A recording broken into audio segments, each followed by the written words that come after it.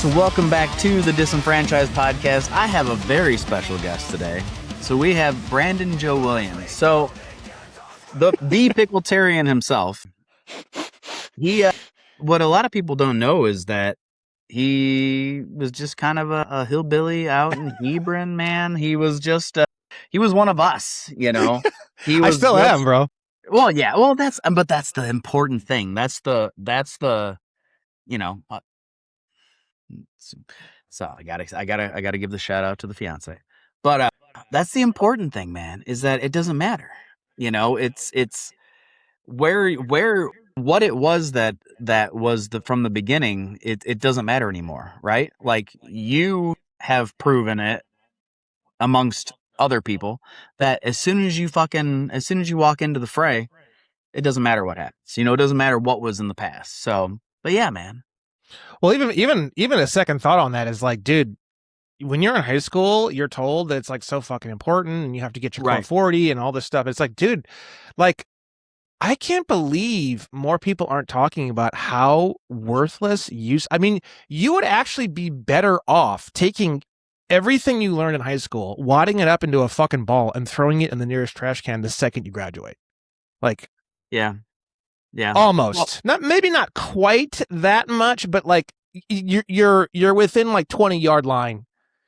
Well, it's the metrics that are put forward don't make any sense, right? Because the metrics that are put forward don't really matter. You know, you don't really need to know what cytoplasm is, right? Like, and don't get me wrong, I'm not suggesting that you shouldn't learn that. I'm suggesting that the manner of it should be just so different, right? And they don't teach you, well, this is what you, and I guess some of it is that they don't really know, right? No. Well, this is how you do your taxes. Well, they don't fucking know. Dude, you know, the now whole that we school are in our system, bro, the whole school system is shit that they like had to figure out, how do we teach people stuff that seems good, seems important. Like people, oh yeah, that's good. I'm glad you're learning about that. But in actuality, it has actually literally zero value. Like it's almost like a weapon. It's almost like it's been like weaponized. Like it's been tactfully and artfully, because you can't, to go through 8 years of school and come out the other end with like almost nothing requires like intent for it to be that bad. Well, a literal retard on crystal meth could literally do a better job.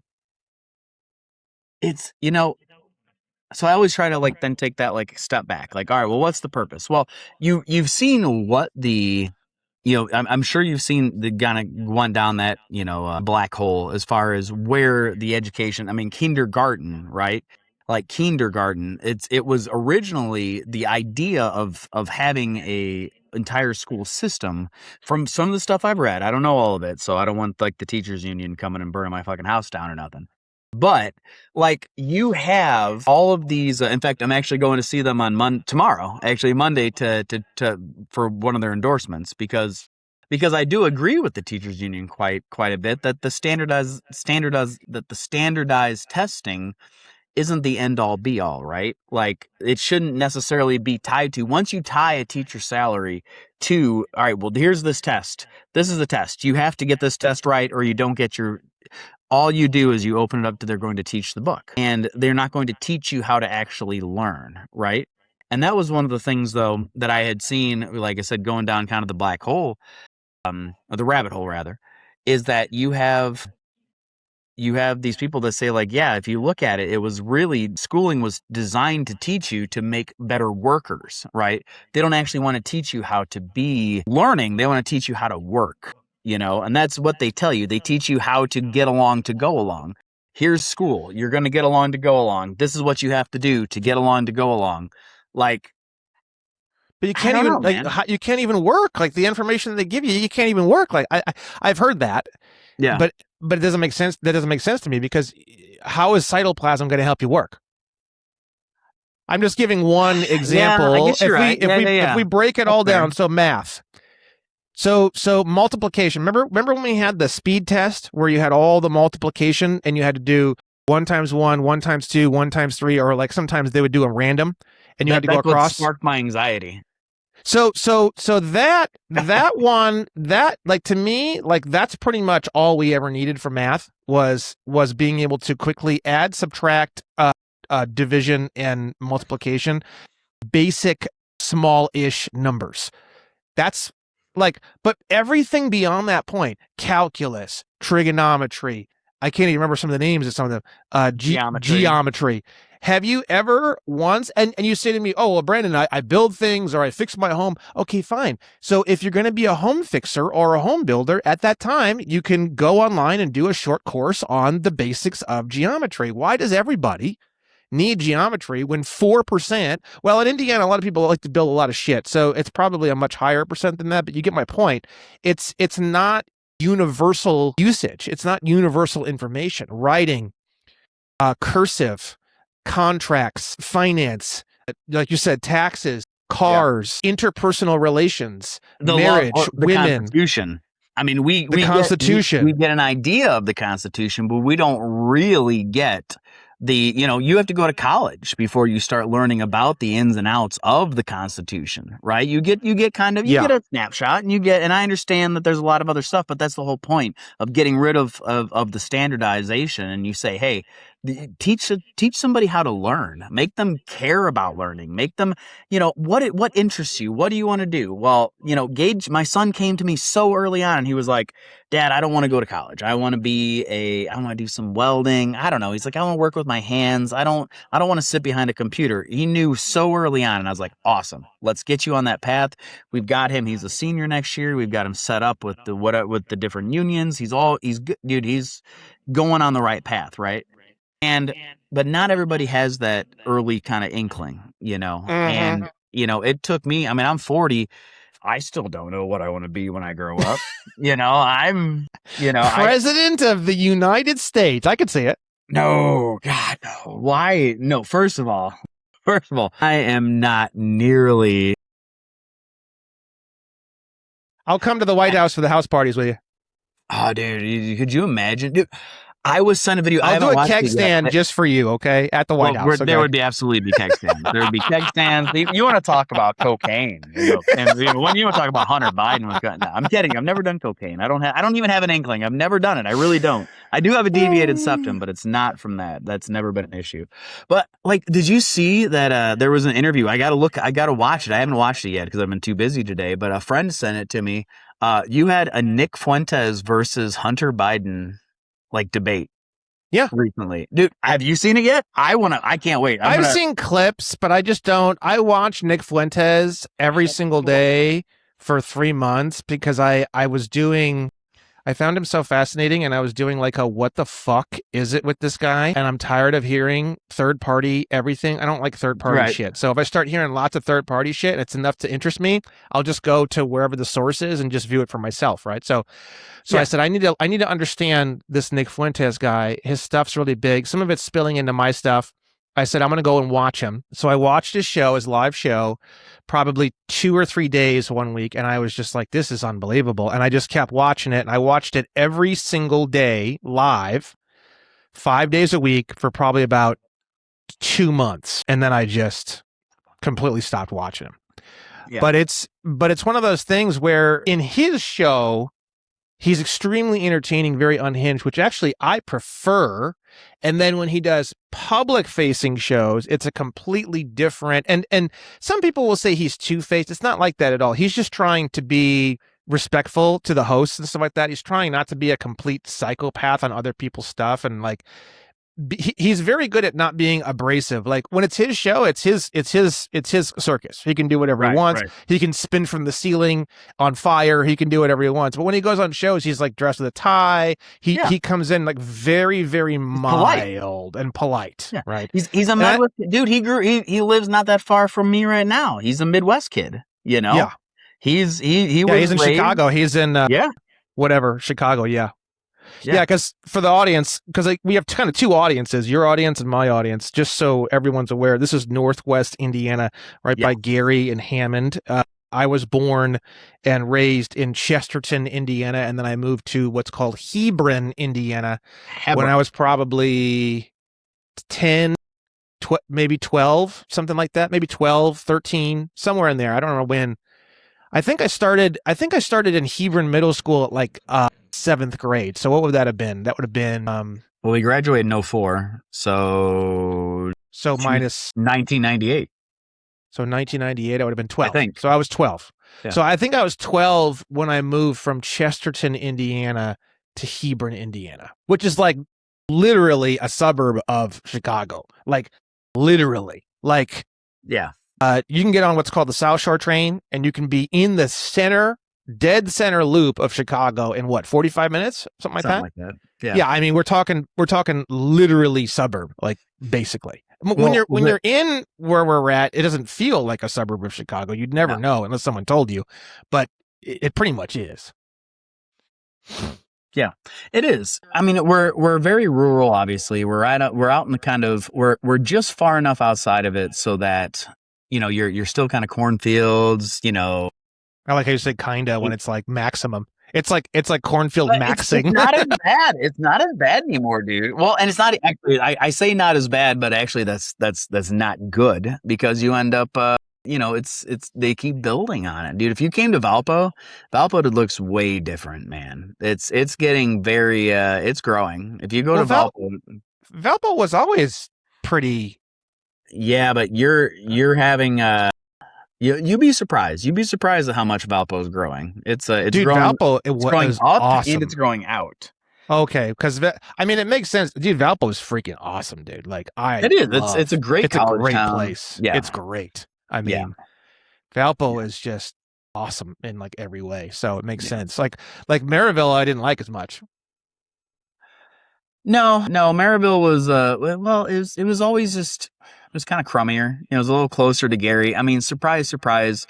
The closer you are to, what is commonly known as the murder capital of the world, the closer the more kind of shitty it is. I mean, it's not like super hard science. Like, and don't get me wrong, like there's things you can do to combat that. Obviously this is a political show. We've got ideas here. Yeah. But, when you're close to the south side of Chicago and you're close to Gary, Indiana, there's a lot more crime out there. It's not like, like you hear people that were like, well, we're driving through Gary, kids, roll the windows up. Man, we're going to get shot by a drive-by. Like it's not that bad. Now, do you want to park at a gas station in Gary and leave your keys in the car and walk away for a couple hours? No, there's a solid chance you're going to come back and any man that was in your car is going to be gone and maybe the car be gone. Like that's what the area is, like, but it's also not like you're going to be, carjacked the second you pull in there. I mean, yeah, it's kind of as long as you're kind of cool and you don't make yourself a victim, then you're not going to be a victim. That's all and I know it sounds kind of simple, but it's the truth, But real quick on the Nick Fuentes thing though. So I'm kind of with you. Like I got real interested in him real quick. When? Man, it's been more than a year. It's probably been a year and a half, 2 years, something like that. A year and a half, 2 years ago, I started kind of seeing clips, you start seeing clips and you start listening to them. And like, I would get there, I felt the same way about Nick Fuentes as I feel about Alex Jones with a lot of stuff. Like, all right, I'm there with you. I don't know. I was always very hesitant to take that last step. And I think there is still a lot of stuff with Nick that I have watched and listened to and been like, I don't know, like some of the last kind of grasps have been kind of tough, but I do agree with him. I think that he's one of the smartest guys on foreign policy. He knows foreign policy. He's very smart. I don't think, here's my thing with Nick Fuentes. Is Nick Fuentes will tell you, like you said, like he'll go on other people's shows and he's got the suit and tie. He's very polite. He's a Midwest boy, but he will be the first person to tell you like, yeah, I'm a Republican. This is what I want. And so a lot of the stuff that I might have an issue with, myself personally with the government, he's not a small government guy. Everyone's like, oh yeah, Nick Fuentes. We got to stop the Jews. No. He's like no. He's like a militaristic. He's like a fascist. Yeah. He's like a don't ever forget that, and so I can agree with him on his show. He's said on his show a million times, if I was president, we would have the military in the streets. That'd be it. It'd be over. Yeah. Yeah. And so that's like, so for all of the like Nick Fuentes fans that are also like waving like the "Don't Tread on Me" flag, and they're like, yeah, small government, brother. And they're like, yeah, Nick Fuentes, yeah, F the Jews, man. And it's like, well, wait a second. I'm with you on a lot of that, but maybe not F the Jews, F Israel, Zionists. Let's move some wording around here.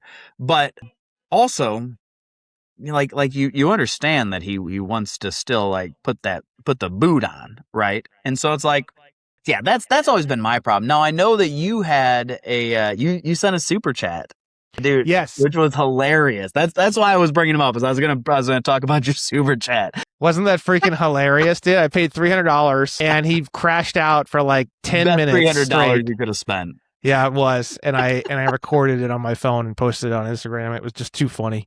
It was great. No, I mean, like I said, I would love to sit down and eat dinner with him. Like I wouldn't, and I get where his arguments come from. I just disagree with a lot of them, right? Well, you are more along the lines of wanting to actually put the rubber down on the pavement. He's not. He's like very open about the fact that I do a talk show. We talk. That's what we do.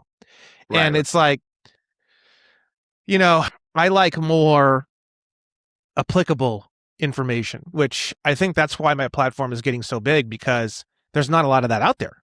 Right. And when I say not a lot of that out there, I mean, there's almost nothing really. I mean, I'm almost pretty much one of the only things that you can really even find that all the information is, here's the information and bam, we're going to put it into action tomorrow. Like, there is no fireside chats. There is no loose chattiness about whatever. It's not even, that's like everybody's doing that. You got your Tucker Carlson, you've got your, what's her face?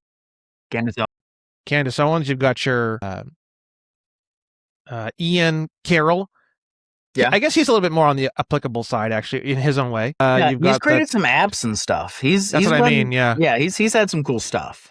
Tucker Carlson, right? His whole thing is really big right now. All these guys, even Alex Jones, really. I mean, it's just talk. That's all it is. It's not really. There's not a whole lot behind it, Yeah.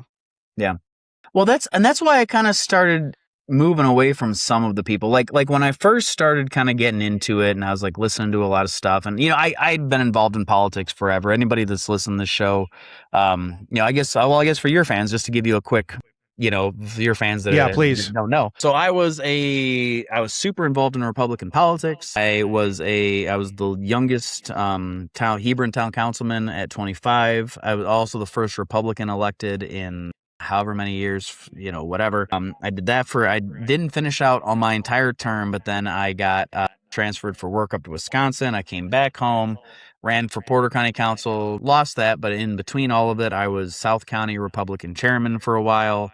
I was District 1 vice chair of the Young Republicans for I don't even know how many years. So I was very, very involved in Northwest Indiana Republican politics. I know all of the behind the scenes stuff. I know everything. I got out of it because I know all the behind the scenes stuff and I knew everything. So I got out of it because I was like, this is gross. This sucks. And I'm like, I'm just done with it. So I got out of it right around the same time I got divorced. And that was about 8 years ago. So I got back into it about 2-3 years ago, just because, it's like, it's a sickness, well, then, so, COVID happened. Like I tried to get out of politics. I tried, but it's kind of one of those things where if you try to ignore it, it's not going to make it better, So it's like, I can't just ignore kind of what's happening around me. And I was involved enough and I had certain skill set, and I'm pretty good at, I'm good at taking something and, and saying, oh, okay, well, so this is the issue. All right, the issue is gay marriage. Well, here's this. Like, I'm good at tearing it down. You know what I mean? I'm good at discussing it and that. And so it's made sense that I got into the kind of the podcasting realm. But I'm also running for state rep and because I think that you need more people to not just give a good, third option, but also to have somebody that's willing and able to do that, right? Like I don't have millionaire donors that are saying, "Hey, Travis, this is how we feel about this issue." No, I want to sit down. I want to figure out the issue at hand. All right, well, this is what we should do, and I start from a place which is very libertarian, and I start from a place that is very, all right, government usually ends up fucking shit up. Like that's the thing. Government's gonna fuck it up. How is it gonna fuck it up? Well, let's look at the issue. What is it? What is it we're talking about? All right, gay marriage. Well, first of all, why is the government involved in marriage in the first place? Well, we know that the whole reason that they were involved in marriage in the first place was because it was trying to keep blacks and whites from getting married, right? Which Correct. segues into a lot of the research you've done and whatnot. So, Yep. I'm getting there. I'm getting there. And so then my issue was that I didn't feel like the Supreme Court should have gotten involved in it. I was pro gay marriage mostly because I'm pro I don't give a shit what you do. And so you have then when the Supreme Court ruled on it, I was like, man, I really would have wished that they, the people that were elected, were just saying, hey, this is what we're going to do. We're going to go ahead and put it either we're going to pass a law, right? We're going to figure it out. And because it went out all the way to the Supreme Court, I was like, well, now I don't think that the Supreme Court should deal with like this is just two people wanting to have a to have a contract, but that wasn't how the Supreme Court ruled on it. They ruled on it as like a civil rights issue, right? So I wanted them to rule on it as a contract issue, like any two people can have a contract, but so that was what my beef was, and it became, I was like, I tell you, you're going to end up having all kinds of weird pedophile shit, and it's going to be whatever. And here it is, 2026, and we see where we're at. So, but yeah, Exactly. that's the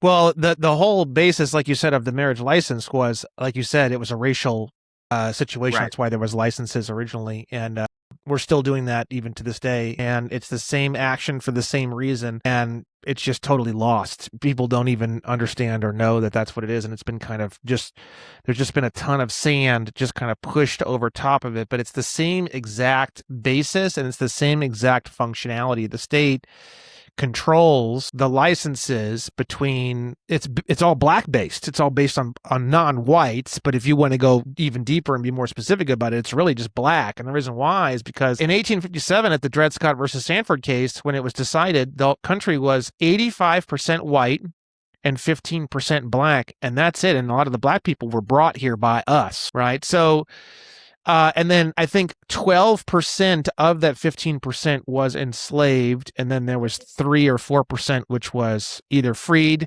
because certain states were making it illegal. And then anything that was going on in that state, people would have to move. There's also a lot of people who were tired of it and they were done with it. So they moved from slave states to non-slave states. Like even some of the Supreme Court justices like Samuel Freeman Miller, he moved from a slave state to a non-slave state, and then he had his slaves help him move, and then he told them, as soon as I move, you're free. There was a lot of that kind of stuff going on, right? So in 1857, there was just whites and blacks. There wasn't even really Asian people or all this other stuff. So it didn't really. So there like for example, if you read the veto message from Andrew Johnson, I think it is, was the president who, when he vetoed the original version of the Civil Rights Act of 1866, he says in there it encompasses Indians not taxed, Romanian gypsies, and the Negro. So what percentage of that do you think was Negro, and what percentage of that was Romanian gypsies and whatever else? It's like 99% Negro, right? So right. that's really the basis of everything in our entire country is blacks specifically. Yeah. And just no one knows that anymore. It's been completely, but the skeletal system of all of that is still here with us. Yeah. It's well. So I think I told you. So I in preparation for this, I read your book. Hell yeah! I read your book, which Woo! I'm gonna be out in California again, probably before the end of the year, actually. Hell And yeah! I'm going to get in touch with you this time. I know we tried to make it work, and it just didn't. It was like you were here for like one day or something. For me, it didn't work for you. The only couple of days I really had available. Well, here's the bitch of it: is I had days available, but when you're going to like a job site and you're kind of like waiting to see if they like need you, it's not like I can chance it. I can roll the dice and go meet up with you, and all of a sudden they go, all right, we're installing the material now, Travis. And it's now I'm racing, out of LA trying to get to my job site. So funny. So I just couldn't chance it. So the days that I finally had that were open, and I was like, all right, dude, let's do it. You had prior stuff scheduled, which was totally understandable. Dude, I just honestly, man, that was my first time going to California. And I get it. I get why you're out there, man. Dude, seriously. Bro, Dude, I don't even like to like travel. I don't even like to like leave. Like even if I were to go do an event or something, like the whole time I'm there, I can't wait to get back to California. Dude, honestly, really, I mean, I was out there on Santa Monica Beach while it was dark. I ended up getting a hotel room right there, right off of Venice Beach, right? Yep. Right off of Venice Beach. And I just hung out. I had beers. I ate some sandwiches. Dude. Dude, it was the best fucking vibe. Isn't it the most amazing shit ever? And what's funny is I don't even like Venice that much, but yeah, I like more of the kind of classier beaches, like the cuter, smaller beaches. Venice and Santa Monica are a little bit, how do we say it? Like the Maryville Mall, I guess. How do you? A little trashier. Trashier and a little bit like, I don't know how to really describe it. Well, it's like, it's not really California. It's like a lot of people are there that are, I don't know. It's not like real California. You just go a little south from there and it's this whole different thing. And it's just but anyways, you get it. You get some of it in Venice. It's just not my favorite place in the world. Yeah. Venice is. Well, I was just like out there on the beach, just listening to the waves. It was dark. Dude, there wasn't even that many people out there. It was just me. It was just me out there, like by myself, and everyone else is kind of. And mind you, it was like on a Wednesday night in like. Were you there when the sun came down? I was. It was so. See, so awesome, dude. See that? Like, yeah. I like this is my shit. So yeah. The problem is that your government's so fucked up. I mean, which I guess it doesn't matter. I mean, your government's fucked up. Indiana's government's fucked up. I guess really, I don't need to deal with that. We're talking about a margin that's and that's true. I guess if you pay taxes, you'd be worried about that. So I don't smog my car. I don't register my car. I don't have a driver's license. I don't even technically on paper live in California. And see. So that's right. So we're so right imagine living in California with none of the downsides, none of the legal, no driver's license. I don't pay registration because our registration fees are outrageous, just like everything else is. So I don't pay sales tax. So what is it that I really have to deal with that is true? Rent, very expensive. Buying a home is literally impossible. Gas is high, I suppose. But like at the end of the day, I don't really give a shit because that equals, a little bit more every year that I have to pay. But really, in the grand scheme of things, it doesn't really mean a whole lot. And that's it. That's really all I have to deal with. And I get all this for that. It's like, dude. I get it. Well, real quick. So before we start diving into the book and stuff, I did have some pictures that were sent over to me. So you guys would appreciate this. So here is I'm gonna share my screen. Dude, this is so funny. You sent me some of these. So this is I didn't get any more than I sent you a few of them, but I got a bunch. So here's obviously us as young children, and we were probably like 16 here. No, we were out of high school. We were because we were but this was fresh out of high school. Oh, okay. So 18. Yeah, we were every bit of 18. Okay. This was 18, 19-year-old Travis and Brandon. Dude, Jesus Christ, man. Oh my God. I don't remember why I had one thing. Whatever, man. The kisses, dude. Here we go. This was holy shit, dude. Look at this. I think we worked with her. I don't even recognize the girl on the right. Yeah, I don't even recognize the girl on the right. Look at you, big pimpin'. I know, dude. With my Alex is on fire shirt, dude. I was always wearing that shirt. Dude. Warm Miller High Life because we would leave them in Beege's fucking South building. And because none of us were old enough to be drinking yet, and so we would be drinking piss warm beer out in the middle of a cornfield, basically. But we love that shit, though. Dude, Brandon and fucking Chris Sheets. Is that Beej right there? I think that's Beej. No, that's Brandon Sheets, isn't Is it? that Brandon right there? Or One of no, them. that's Chris Sheets on the ducked over on the phone. That's Brandon I don't Sheets know. standing up. This is Beej's garage, though.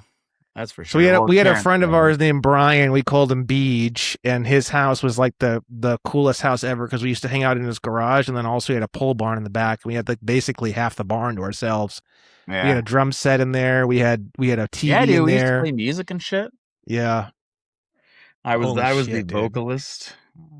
You weren't you kind of off and on? Like sometimes you were, sometimes you weren't. Didn't you have like another project going on? Yeah, I had a Vocalist? couple of different things that I You were was you were a doing. singer in like 2 or 3 different things. Yeah. Yeah. Singer / screamer. Yeah. Yeah.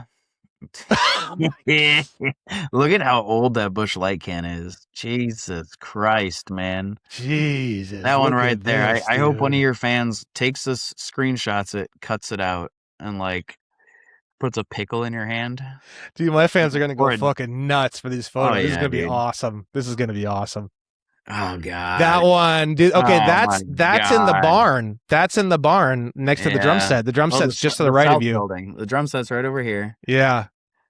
Oh, That was your girlfriend, the girl next to you. Well, she ended up. We were married for 11 years. Okay, Yeah, okay. that's my kid's mom. My Okay. ex-wife. I don't And the know. two girls on the left, I I have vaguely no idea remember who the one on the fucking Ink Head is right. over here. Yeah, I don't know who she is, but the one next to her, I vaguely remember. I think we worked with her. I think she Something. worked. I think her name was Brittany. Okay. But we worked with her. There's Beej. You can see just a little bit of his little head right here. Beej. And then I don't know who that is either. I don't know, dude.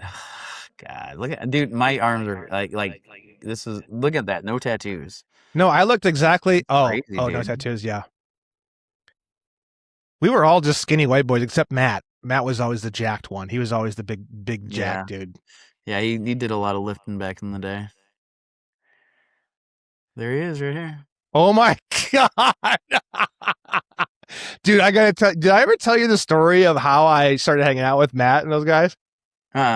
Dude, it's the most fucked up. You got it. No, dude. Okay, so I moved to Hebron. I had no friends, right? And I'm kind of a weird kid, right? So it's like, so I'm in I this. didn't even know that. What are you talking about? I'm in this like typing class or English class, and there was computers, and we got these little cards, and we had to write our name and address and phone number on the cards, and I was so like lonely. I didn't know how to fucking make friends, and I was like freaking out. So I asked Matt. I knew Matt was like one of the cool kids in school, right? He was like the cool kid, the drummer, like the girls liked him. So I said, hey, what is, let me, I don't think I quite understand this. Can I see your little card that you have? He hands me the card, and I said, it's so fucked up to even say it. I said, oh, dude, now I have your address, dude. I'm going to come by and hang out and this and that. And he's like, no, you're not, and blah, blah, blah. So, dude, I used to ride my bicycle over to Matt's house, and he would deliberately tell his parents not to come to the door. And I would like knock on the door and be like, hey, dude, I want to hang out. Like, let's hang out and blah, blah, blah, blah, blah. And he would like be standing behind the curtain, like laughing at me and like not open the door. And then I did that like 4, 5, 6, 7 times or something. And then like finally, like he let me come in, and then he realized I wasn't like a complete piece of shit. That's literally how I started hanging out with you guys. See, I didn't really know. All of a sudden one day I would like showed up and I was like, who's this guy? I know, right? This is Brandon Williams. I was like, oh, okay. And I guess I never asked that many questions about it. I was just like, oh, okay. I know, right? He's here now. All right. That's well, cool. then, well, you and I had a short thing before I like knew you, where I actually got. I don't know if you remember this. I got in trouble because of the middle school website. So the middle school website. Do you remember? I wrote Brandon Williams is a faggot. Oh, my God. Dude. Yes, I remember. So this was the middle school website, and I don't remember what it was. I don't know. You did something that pissed me off. Who knows? We had some sort of beef back. You didn't like me at first. You did not like me. No one did, really. I mean, I was like I like girl, and I like had to fight to like everybody disliked me for whatever reason. I did I not don't even fit remember what it in. was. I don't know. We got into an art. Who knows? It was we were when when you're 12 fucking 13 years old. I don't. I didn't even have hair on my nuts. So I don't. But I was in charge of the middle school website. It was like an extra class, whatever. And it was when websites were just coming out. And so I created my own website and I linked it to the middle school website. And funny enough is it played Everclear's Santa Monica like Oh, in that's MIDI format. right. In MIDI Yes. format. Jam jam Didn't it jam. have like sparkly little things and stuff too, like little It gifs was and the all that? most 90s website you can imagine. It was Yeah, I so bad. remember this So bad. vaguely. Yeah. And I had on there like just a bunch of stupid shit, and then I had in like bold letters, Brandon Williams is a faggot, and it was so funny when we were in class and we were like, "Ooh." And then so so the obviously I got in trouble when somebody figured it out, and I they had my mom. They called my mom, and they're like, "Well." And I came once I got in trouble for it. I came home and I was smart about it. I told my mom right away. I was like, "Hey, listen, you're gonna get a call." And she's like, "Why? What'd you do?" And I told her the whole thing. And she's like, "All right." And so the lady that was the head of the computer thing like called her, and she's like, "Well, your son did this, blah blah blah." And she goes, "Yeah, I know. Yeah, he told me he's gonna get in trouble." And she's like, "Well, if I were you, blah blah blah." And my mom was like, "Excuse me? Oh, I I'll remember I'll go this. ahead and take care of my fucking son," Yeah, and your mom and was they kind of got pissed. into it a little bit, and again, which it took all the pressure off of me. I was like, "Oh, perfect. Somebody Hell else can yeah. take you off. Hell yeah."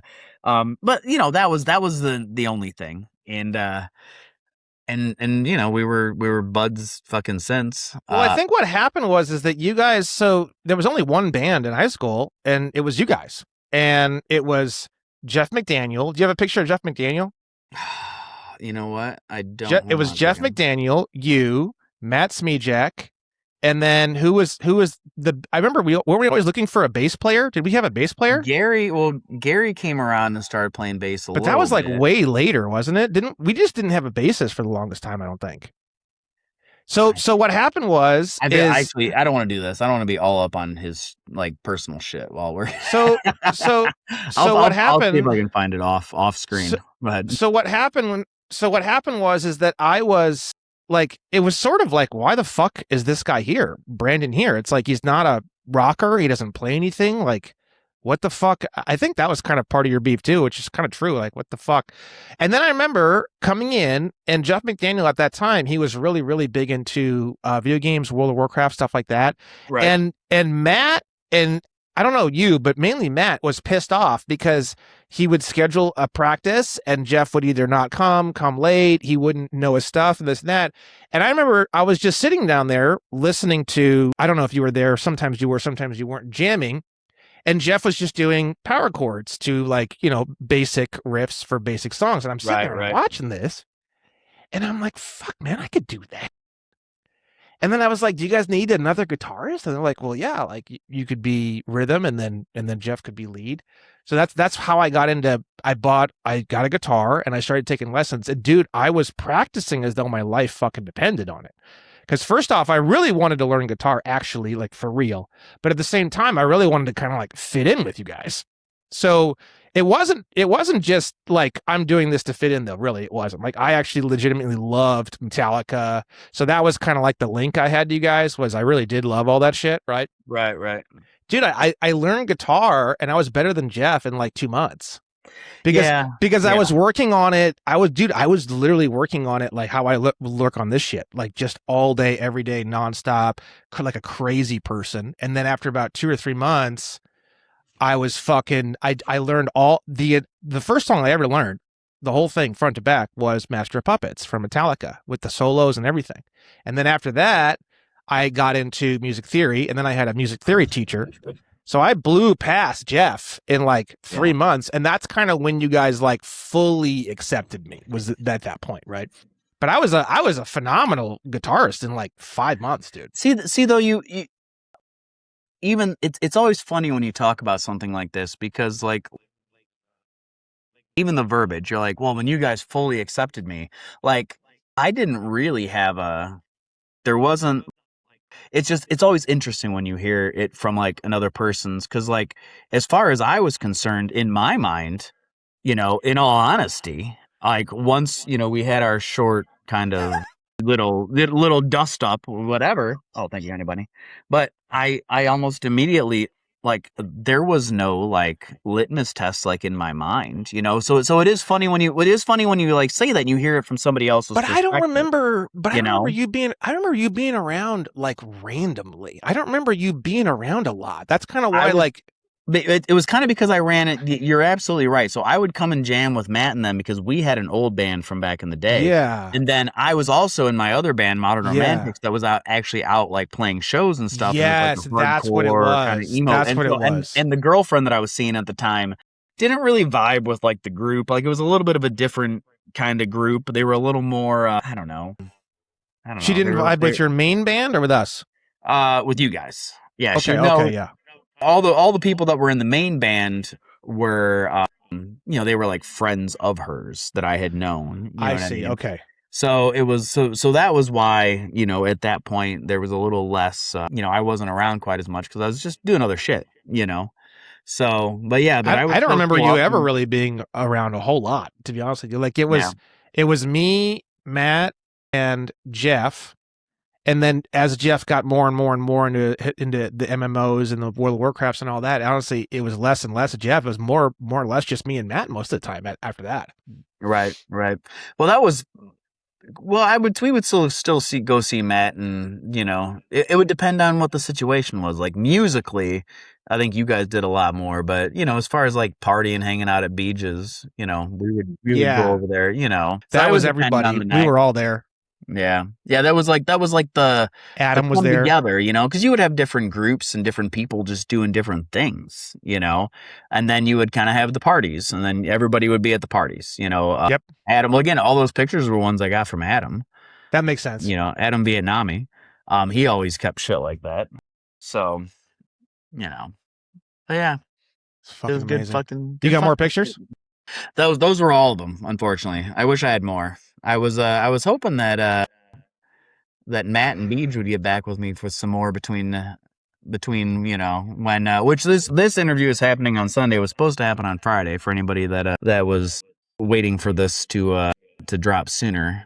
But my freaking computer. So actually, this is perfect because I want to bitch for a minute. So my computer charger wasn't charging, and so I had an interview earlier on in the day before we were supposed to be doing this interview, right, on Friday. Or was it Friday or Thursday? I'm sorry, Thursday. And so I got about 45 minutes into the other interview, and all of a sudden, it's like that meme where the kid's watching the battery go down on the phone, and you're like, oh God, oh no, this is gonna start, And so I'm trying to find a way to charge this goddamn computer, and it's not working. So I ended up having to cancel with you, and I ran into town. I tried to get some whatever. I was out of town too, so that didn't help. I was down in BFE, Southern Indiana. And so I came back and I go to Best Buy yesterday, and I'm like, hey, Geek Squad, perfect. This is supposed to be your MO, right? You're supposed to fix this shit. I show up there with my computer, and I'm like, hey, the charger's not working, blah blah blah. I'm like, do you have a charger so we can see if it's the charger or if it's the port? And they're like, oh yeah, oh, it doesn't look like it's the charger. And I'm like, well, can you guys like fix it? And they're like, well, this is a little out of our purview. I'm like, what do you mean it's out of your purview? It's a fucking laptop. Charger. This is straight down this is straight down the middle strike. What do you mean? Do you mean you don't know what to do with this? You're Best Buy. What else can I bring to you? Hey, can you take care of my son's bar mitzvah? Like, what year or bat mitzvah? Whichever one. I don't. Yeah. So, anyways, Man. the like that pissed me off. So we ended up taking it to like one of those We Fix It type places. And the guy was like, well, this is messed up. I can't tell if it's going to go through here. And he goes, but, we were able to hook up the C charger and I got it to like 48%. And I go, the C charger? I'm like, it charges through that way as well, not just like the magnet little strip thing, right? And he goes, yeah, you can plug in that. I'm like, perfect. I'm like, you'd think that Best Buy would have told me, hey, asshole, you can just charge it this way. And I could have just saved myself. So I don't care about the little magnet thing. All right. I'm like, well, so I can just plug it in with like a Cell phone cable. yeah, he did say I needed to get a higher amperage or whatever. So I did get Yeah. that. And I did get the right one. But yeah, so here we are. Now it's all fixed. Like, it's just it's just the knowledge, right? And again, I could have, I guess, chat GPT'd it and figured it out, and I probably should have, right? But it never occurred to me. Like, you don't know what you don't know. Like I'm talking to a person that's supposed to know the fucking answer, and they're not telling me the fucking answer, right? And this is where we come full circle to back to what you do, right? Like, that's the issue. Like, we can talk all day, but and there's lots of people that do it and they make lots of money doing it. But if there's not a fucking answer, then what's the fucking point? Right? Mm-hmm. Like we all sit here and we agree, hey, Republicans suck, Democrats suck. They do basically the same thing. We can write a book about how much they fuck our lives up, but what's the answer, right? How do we fix this? What's the, you can already see the writing on the walls. They're already trying to push a JD Vance saying, "Oh, he's way different than Trump." This is JD Vance. He knows, he's not a shill for the Zionists. So it is nice when you have somebody that kind of puts their money where their mouth is, right? Like a pickletarian. You have so this book, The Guide to the Most Beautiful Woman in the World, the United States of America. So, good book, great book. I enjoyed it immensely. I know that I know it's a modernization of the Army Training Manual from 1928. So, how much? I guess what made you want to piggyback off of that? What was the reasoning for using that as your, kind of your base material? So throughout my research on all this, and for your audience, I researched crazy ass legal shit, the history of the United States and how things became the way they are. How does the U.S. citizen category work? Where did it come from? The 14th Amendment, how does that work? How does money work? I just kind of dig through all the shit and I just kind of make goofy stuff on the internet trying to turn it all into like a Beavis and Butthead style presentation. That's my whole platform in a nutshell, right? The book is more on the serious end. It's not goofy or silly, but a lot of my stuff online is very good. I have some serious stuff. I have goofy stuff. I've got everything.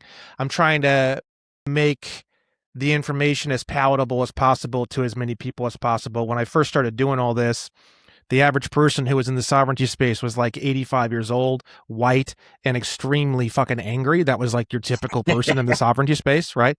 And at best, they had websites that looked like they were from 1993, and it's just like kill, burn, death, kill, murder, death, all the way down the whole page for like 400 pages manifestos of death. I decided I wanted to try to rewrite it in a way that's like softer and more fun and silly. And I wear costumes, and I'm onestupidfuck.com. And I also have another one, racistcultleader.com. And I also have my face is a chair.com. And we go into like all this kind of, I say racistcultleader.com is for da boys and my face is a chair.com is for da girls, right? So we have all sorts of goofiness with that too. But I wanted to bring that average age of the person who's interested in the history of America, what it means to be an American, etc., way, way down. Like I was thinking like maybe 30, 35, and I've done a really good job. I 30, 35, I still have really strong numbers. So that's kind of, I've achieved my original plan. And then to sort of come back and answer your question on that, so I've read everything I can get my hands on. When I first started in the sovereignty space, I bought like 30 books on the subject off of Amazon. I mean, weird books, goofy books, manifesto books, angry, burn the government books, everything I could possibly get my hands on. I read everything. And then I read practically everything there is online. I've read literally everything anywhere, everywhere. There wasn't that much, so that sounds really impressive, but really there was a massive lack of resources, to tell you the truth, when I first started doing all this, right?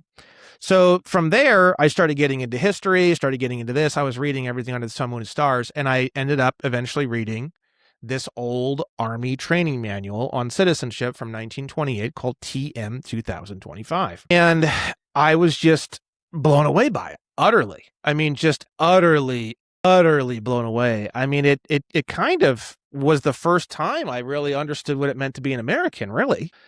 it was sort of like, I considered it to be like the American primer. It's almost like anyone born in the United States should read this. It's sort of like the Bible that every American should be issued at, 14, 15, 16, 17, 18 years old, and they should read it as part of their coming of age and becoming a man if they're a boy.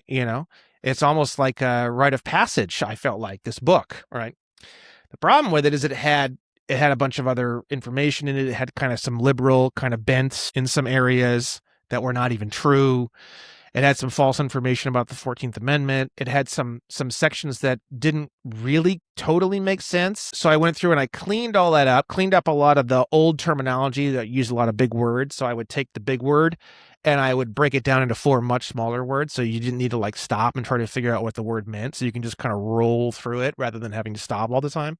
So I removed all the big words, removed all the false information. I added in, so because the TM 2025 was written in 1928, I added in all of the information to bring it up to present time in 2025. So all of the stuff that you read about, like all the different acts and the naturalization acts and the INA throughout the mid 1900s and kind of all that stuff was added in.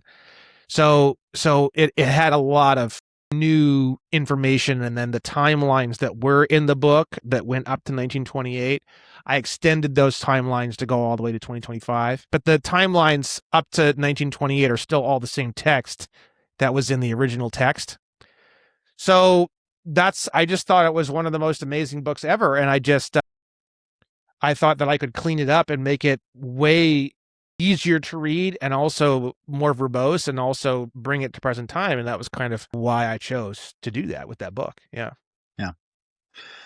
Yeah. Like I said, it was good. I enjoyed it. So like I told you, there was a couple of notes that I had made, so looking at the work you've put in, one of the things that I did notice that was very, it's a very positive book, right? So it's very, I guess, in this time when we sit here and we have all of these negative aspects about talking about the government, talking about, we can be very negative, or we can be very black-pilled very quickly, right? And that's very understandable. I don't think we'd have to venture too far off the beaten path to even justify, kind of having that be the thought process. How do you then, I guess my thing is, how do you keep up with the positivity of that? I guess, and I know that there's other aspects of not anti-government, but like you said, you're in the sovereignty space, but kind of parallel with it, some of the libertarian leaning spaces. You've got, everybody always says when they talk to Ron Paul's always like, well, you got to be positive. You got to keep up that. You can't get negative. You got to keep that. And that was the thing that I noticed about the book, is the book is very positive. And I guess that's the, that's the ultimate question, is how do you keep that positivity when the message is so, when you look at the message and you look at what is happening and you go, I mean, it's not going in the direction we necessarily want it to. The answer to your question is actually very simple. The answer to your question is, when you realize that the 14th Amendment is literally like, the way I imagine it is, imagine everything you hate in this like gigantic pyramid. But the pyramid comes down all the way very, very tight into a tiny little dot about that big. It's almost like a fulcrum at the very bottom of like a pyramid. And the pyramid is huge. It's like, 900,000 tons of shit, right? But it all comes down to this like pinprick point. And what everything is standing on, what's right underneath that pinprick point, is the 14th Amendment. And if you grab onto that thing and yank it, the whole 900 million tons just comes crashing down, all within 24 hours. So for anybody that hasn't read the book, can you elaborate on that?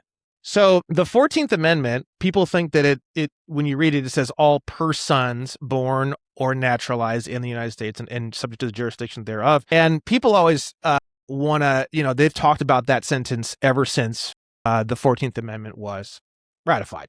So literally 150 years. We saw that recently in the birthright citizenship case. It's never going to end. It never has ended, and it never will end.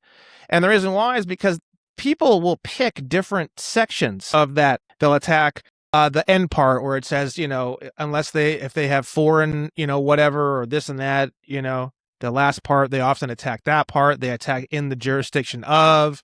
They attack all these different areas, but the main area they never attack is the word persons. Never in my entire history of doing all my research have I ever seen anyone question or wonder or ask about the word persons. The word persons, before the Dred Scott versus Sandford case, so the Dred Scott versus Sandford case in 1857, if you read that case, he specifically redefines the word persons. And the reason why he redefines it is because in the Constitution, the preamble says, we the people. And then in the slave trade clause, and they start talking about the enslaved race, all of a sudden they use the term persons. And if you read the Dred Scott versus Sandford case, he says the reason why that is because they were never intended to be part of we the people. And he literally talks about how he gives a definition of what citizenship is, what the people is, and then he says the question before us is whether this class of persons is a member of we the people. He specifically references persons versus people, and he says we believe they are not and were never intended to be part of the citizenship of the United States. And then he goes on this long historical rant. It's not a rant, it's actually a very well put together thing, talking about how the European cultures, and they felt that the blacks were so low that the whites never even needed to acknowledge their existence. And he even goes so far as to say that slavery initially in Europe was done actually in an effort to try to benefit the black race. Like literally they looked at slavery as like a trust action, and they looked at the slaves as like the beneficiaries of the trust action. They thought they were so low as a race that enslaving them was literally doing them a favor. And I know too, a lot of the during the slave trade, a lot of it was people that they had taken over. Like the slaves it wasn't like you were like, all right, well, this is, we're just going to take, hey, Tom over there, we're just going to take him. We're going to make him a slave. Like they became a slave because they were conquered in war. They were conquered in battles. You know what I mean? So they were already looked upon as lower because they were from the conquered people. They weren't your neighbors. They weren't your loved ones. They weren't, they weren't people to you. It didn't matter what the color was when they were sold. They just happened to be coming from Africa where they were warring with each other. But yeah, so I know that was a factor of it as well. So basically the Dred Scott versus Sandford case, which is considered the most horrible case ever, blah, blah, blah, that's all complete horseshit. That's not true at all. In fact, it's one of the few cases that almost the whole Supreme Court was in favor of. It was 7-9. 7 of the 9 justices were in favor of Dred Scott. It was like pretty much almost unanimous, the case, right? Basically, Dred Scott, in a nutshell, is super simple. In the Constitution, we have this section of the Constitution talking about an enslaved race. That enslaved race, obviously, never had the right to be part of we the people. That's the whole Dred Scott case in a single sentence. And I don't care how liberal you are. I don't care how fucking crazy you are. I don't care if you're the blue-haired tranny, crazy, whatever. You can't deny that that's true. You can't deny that that's true. So what he said was, in that case, is he said that the way the Constitution is written, and if you read the Dred Scott versus Sandford case, it's not like we think this, we think that. You see a lot more of that nowadays. Back in the day, these guys were like, here's the word that was used, here's the document, this is what was going on, here's the historical timeline. Like, what I think is like fucking literally not even relevant. It's almost like treason if I were to even put my ideas into this. Because Roger B. Taney hated slavery. And so people think that he's like the master of all black hate and slavery. In fact, he had released all his slaves in 1818 and he didn't like slavery at all. He thought it was a blight on the nation. So it's so stupid. There's so much stupidity around this, right? So he basically says it's obvious that there was this enslaved race. It's obvious that the enslaved race did not have any rights. The Privileges and Immunities Clause is Article 4, Section 2, Clause 1. Obviously, these guys that were enslaved didn't have any right to it, right? And then he goes farther and he says that the difference is literally in the wording. It's people versus persons. Then you have the black codes, right? Then you have the 13th Amendment, released all the slaves. Then they did the Black Codes. The Black Codes was to try to get around the 13th Amendment. The 13th Amendment says you can't enslave anyone unless they're duly convicted of a crime. So the Black Codes were, hey, no problem. We're going to create all these little crimes that they basically can't help but get convicted of, like freaking loitering and all this kind of stuff, and being in a town past dark and all this kind of stuff. Right. They picked them all back up again, charged them with crimes, found them duly convicted, and then they were able to put them back into slavery. And then servitude. Yeah, and then the fight back, and then Congress's fight back against that. So it was boom, boom, boom. Congress's counterattack to that was to write and to get past the Civil Rights Act of 1866, which was originally vetoed, and then they overwrote the veto shortly after Andrew Jackson vetoed it. Right. So the Civil Rights Act of 1866 gave an entirely new type of citizenship underneath Congress. It was federal citizenship. Prior to that point, there was only state citizenship. Californian, Utah, Texan, Indiana was Hoosier legally. So that was the actual citizenship classification. The term citizen of the United States was not an abstract term up until the Civil Rights Act of 1866. So they took that term that had no specific meaning. If you said, I'm a citizen of the United States in 1865, that's not a special separated class. That would just be like, oh, of what state? Oh, California. Okay. So you could say citizen of the United States, even the Constitution says that, but that was just a colloquialism. It was used for ease of use. It wasn't actually like a legal term. The Civil Rights Act of 1866 took that term and turned it into a legal, totally different class under Congress. It was a federal type of citizenship specifically for the Negro class that was being released after the 13th Amendment. And if you read the introduction of the Civil Rights Act of 1866, it says persons this and persons that. The term persons comes from the Dred Scott versus Sanford case. When the Civil Rights Act of 1866 was written, Dred Scott was still good law. So they were using the Dred Scott definitions that had been created in the Civil Rights Act of 1866. That's where the term persons was redefined.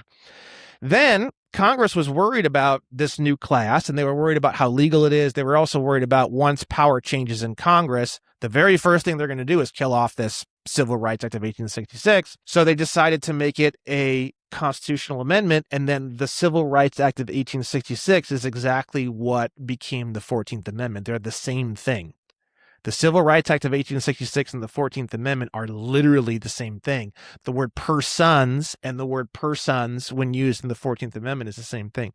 So people say the 14th Amendment overturned the Dred Scott versus Sanford case. Well, yeah, it overturned the holding in the case. The holding is that blacks can't be citizens of anything. Now we have this brand new class under Congress. They can be a citizen of that. They can't be a citizen of a state, but they can be a citizen of this thing. But the thing is, the word persons in the 14th Amendment is still the same definition that Roger B. Taney gave in the Dred Scott versus Sanford decision. So in actual fact, the Dred Scott versus Sanford case still lives on even to this day. It's infused into the 14th Amendment. The 14th Amendment is literally Dred Scott. So when it says all persons born or naturalized in the United States, everybody, even the fucking Supreme Court thinks that means anybody. It doesn't. It means persons. And that term was literally defined relative to the term we the people. Okay. So people are like, oh no, it means everyone. So we had no citizenship before the 14th Amendment? I always ask people, and they're like, oh, well, and they can't answer that. No one can answer that. And it's like, you're a fucking idiot.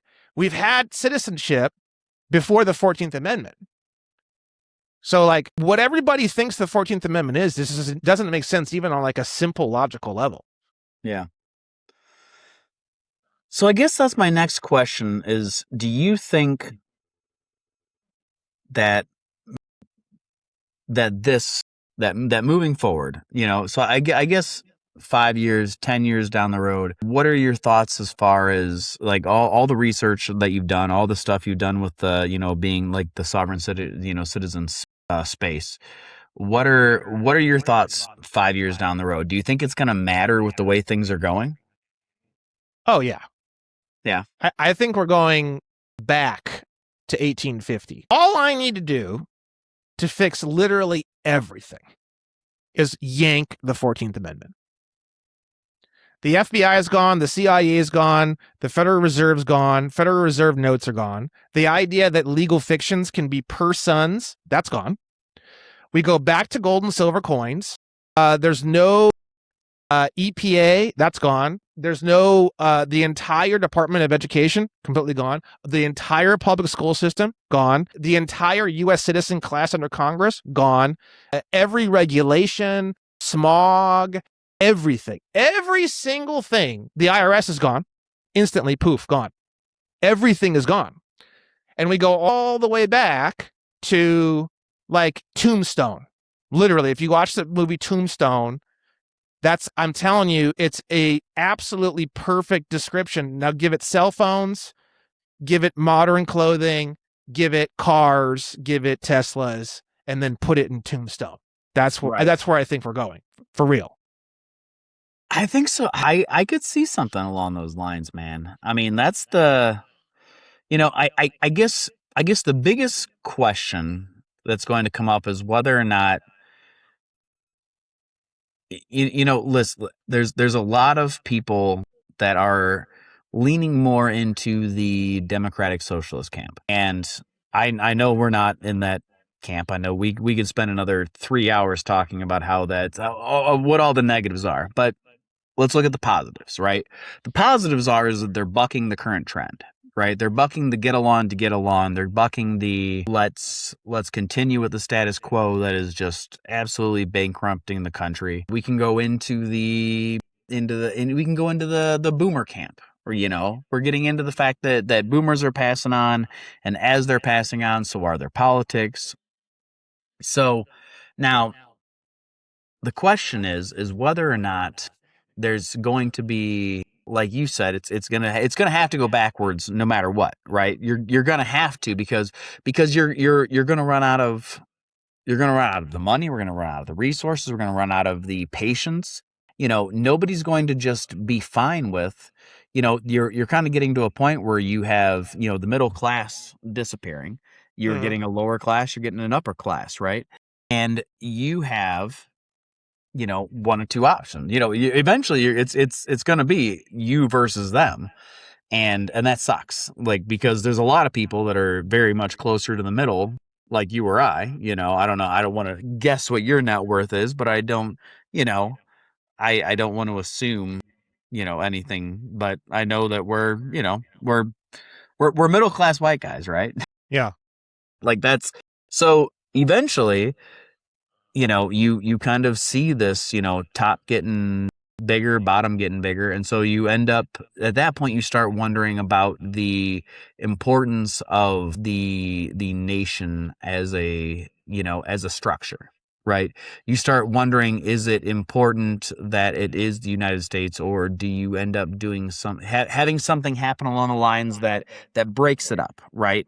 You have, Texas goes off, California goes off. You've got the Oregon corridor. I'm talking like Mad Max shit, right? You've got the Midwest, you've got the East. So like I could see it breaking off. Let's just pump the brakes right there, because I want to cover everything that you're talking about without going too far and having like 6 things to talk about. So first and foremost, legally meaning in actuality. So there's like a perception reality, and then there's like the real reality, right? Right. Perception is that we're all just one big country. That's not what this is at all.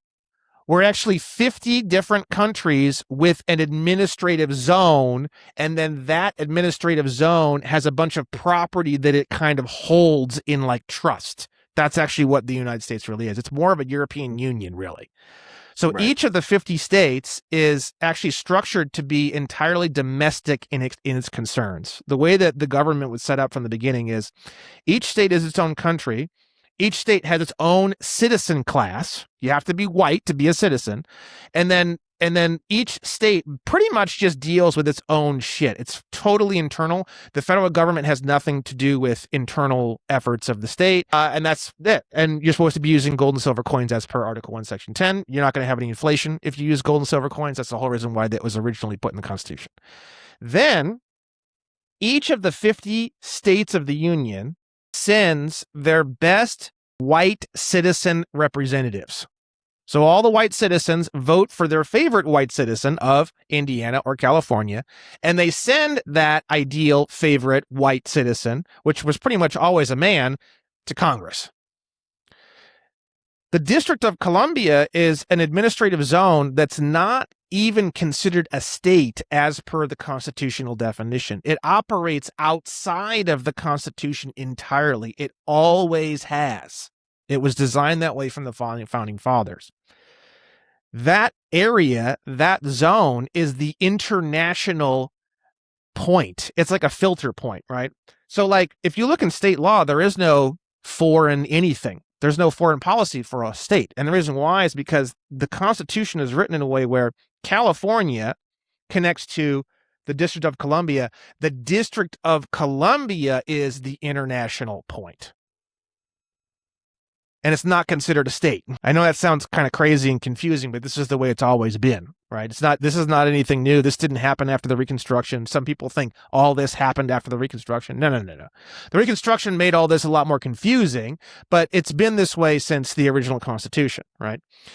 The District of Columbia and all of the properties that it holds, which are called U.S. territories, all of that is called U.S. territories. So in federal statute, when you look up the definition of the word United States, it says the District of Columbia. Because on the international playing field, United States is only legally represented by one zone, the District of Columbia. California, really, the way California is set up is it doesn't even have the ability to really operate on the international sphere. It has to go to Washington, D.C., through Washington, D.C. as a via to go international. Okay. It's always been that way. Right. So now let me jump in with the obvious question. So the people that are sitting there going, what do you say about white people? So obviously, I guess my question is I know talking about it, or reading it with the Dred Scott, everything we talked about with the persons versus people. So I guess now, obviously in 2026, what's the percentage of white population versus other population? Obviously that's a whole nother thing. So what's the steps going forward with that? I mean, what's the, I know that, what's There have been two classes of citizen ever since the 14th Amendment, right? There's two classes. Right. Now think of, here's the Constitution. Here's one class of citizenship, and here's the other class of citizenship, right? White citizens of the states, for example, me in California, I connect straight into the Constitution and the Bill of Rights via Article 4, Section 2, Clause 1, which is the Privileges and Immunities Clause in the original U.S. Constitution. Non-whites, and then later on in 1886, in a case called Santa Clara County versus Southern Pacific Railroad Company, they added in legal fictions into this category. So non-whites and legal fictions, in order to get to the Constitution and the Bill of Rights, they go through the Privileges and Immunities Clause in the 14th Amendment. But then they stop. They still can't get there. It's still not enough. So what they do is they have these things called the incorporation doctrine cases. And it's basically a series of cases all the way from the 1880s, gifting various little piecemeal sections of the Bill of Rights to the 14th Amendment class. So they have to go through the 14th Amendment. And then if they can find whatever it is, like, for example, the case that incorporated the Second Amendment into the 14th Amendment class. It's called McDonald versus Chicago. The Second Amendment to the Constitution was not incorporated for 14th Amendment persons until 2000. I remember reading that. I think you had an article about that I read. So you wonder where your rights went. You wonder why you need a permit. And what's funny is even at this point, even 14th Amendment persons, you can question it. Well, I have McDonald versus Chicago versus McDonald versus Chicago. What do I need a permit for? It's already incorporated, right? But the Fifth Amendment right to a grand jury was not incorporated. It's never been incorporated.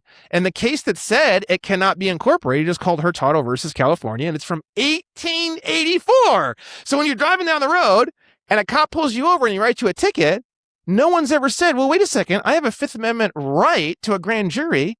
Well, if you're a 14th Amendment person or you have a driver's license, which indicates you're a 14th Amendment person, no, you don't. You have Hurtado versus California. Hurtado versus California says that I can write what's called an information charging instrument, and I can charge you by way of information, which is a legal term for I don't have to give you a grand jury. But a white citizen of California, I don't have anything to do with the incorporation doctrine at all. Hurtado versus California has absolutely no application to me whatsoever. They say right in the case, Hurtado versus California only applies to federal citizens under the 14th Amendment. It has no application to white citizens of the state. I don't know if they say that verbatim just like that, but that's essentially what they were saying in the case. So white citizens have the full Fifth Amendment, and non-whites and legal fictions have partially incorporated Fifth Amendment, and they have to deal with Hurtado versus California. So, for example, Title 18 is how the feds charge you. If they wanted to charge you with larceny and guns and all this stuff, they would use what's called Title 18, which is essentially like the federal penal code, right? That's all by way of information. It's physically and legally impossible to charge a white citizen of a state using anything from Title 18. It's impossible. And you also can't charge me with a grand jury indictment of U.S. citizens. You can only charge me with a grand jury indictment of white citizens of California, which is a completely different class. I'm going to be real honest with you.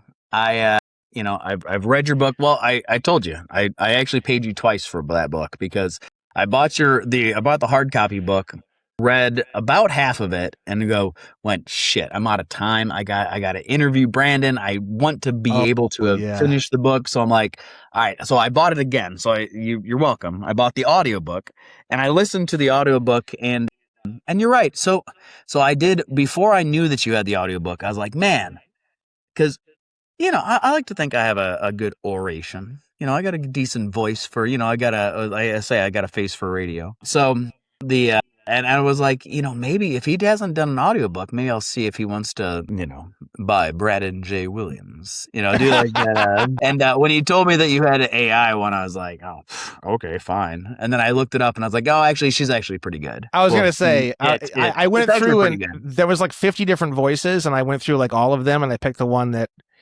it's like 85% of what I would want. Like, it's like 15% away from ideal, but the amount of time it would take me to do it, yeah.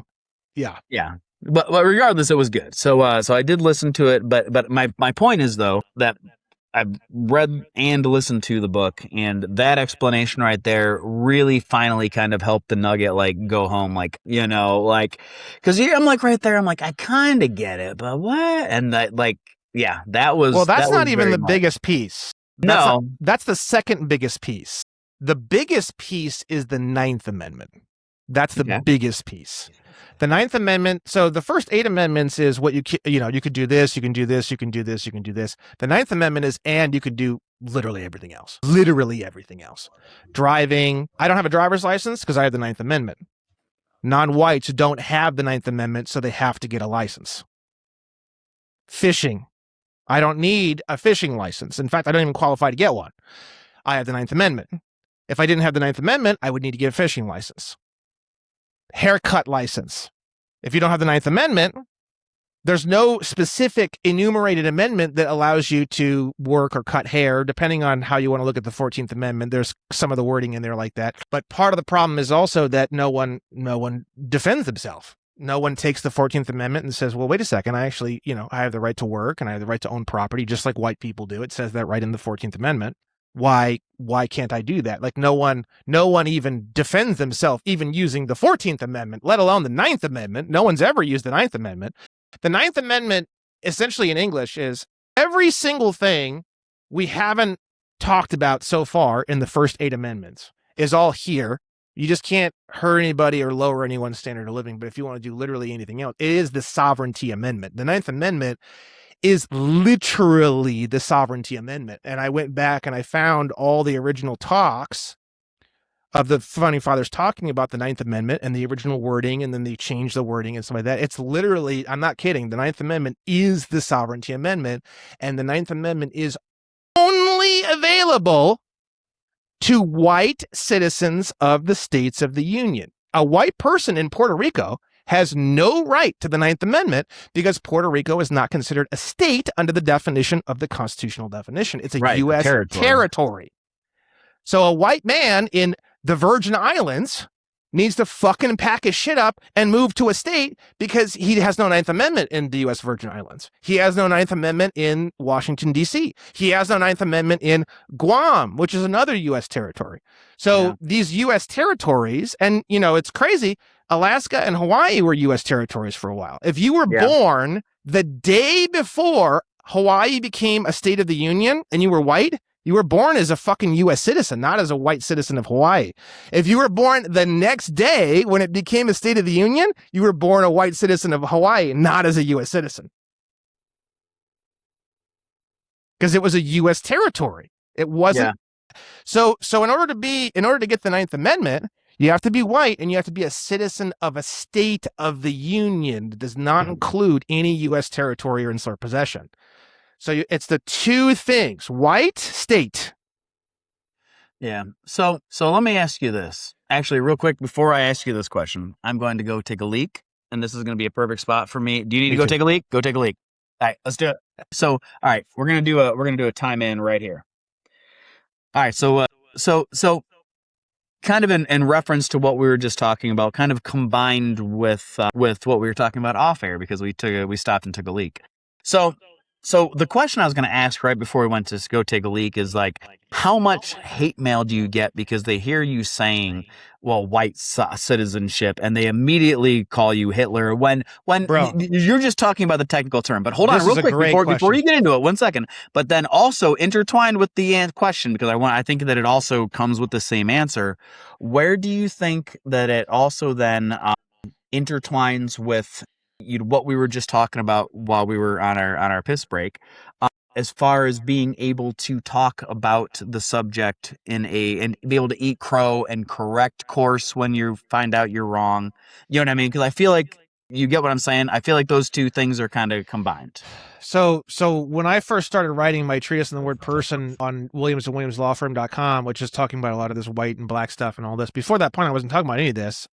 I started reading cases all through 2025. I started reading cases, every single case I can get my hands on. I started with every major case ever that's ever been involved with citizenship. Most of them are all in the 1800s. Most of them are all between Dred Scott versus Sanford and U.S. versus Cruikshank, that little time period, which is 1857 to 1873, 1876, right around in there. That's kind of like the main area where they were talking about citizenship, right?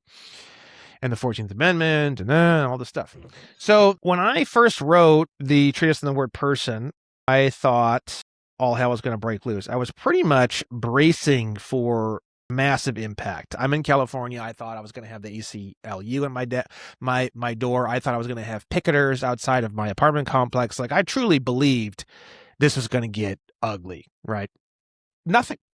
And when I say nothing, I mean literally nothing. I mean, the sovereignty space has always been mostly black guys because they're getting treated like shit all the time and they're getting arrested and all this kind of stuff, and they're trying to figure out. The sovereignty space has always been mostly black guys up until recently, up until all this stuff kind of started exploding, and after COVID and kind of all this stuff. Now you have like this huge. So up until MAGA started bleeding out, it was pretty much just all black guys. And then all of MAGA bleeding out was like a giant tsunami of white people into the sovereignty space. So the sovereignty space now is actually mostly ex-MAGA, white.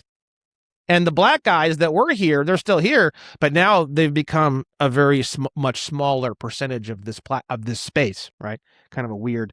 And every time Trump does something to piss off his audience, they just pour into this space. It's like a fucking tsunami. It's like, oh, Trump must have done something. Like literally, it's like that. Like when my numbers go, I'm like, all right, well, so Trump must have done something, pissed somebody off, because that's most of what the sovereignty space is.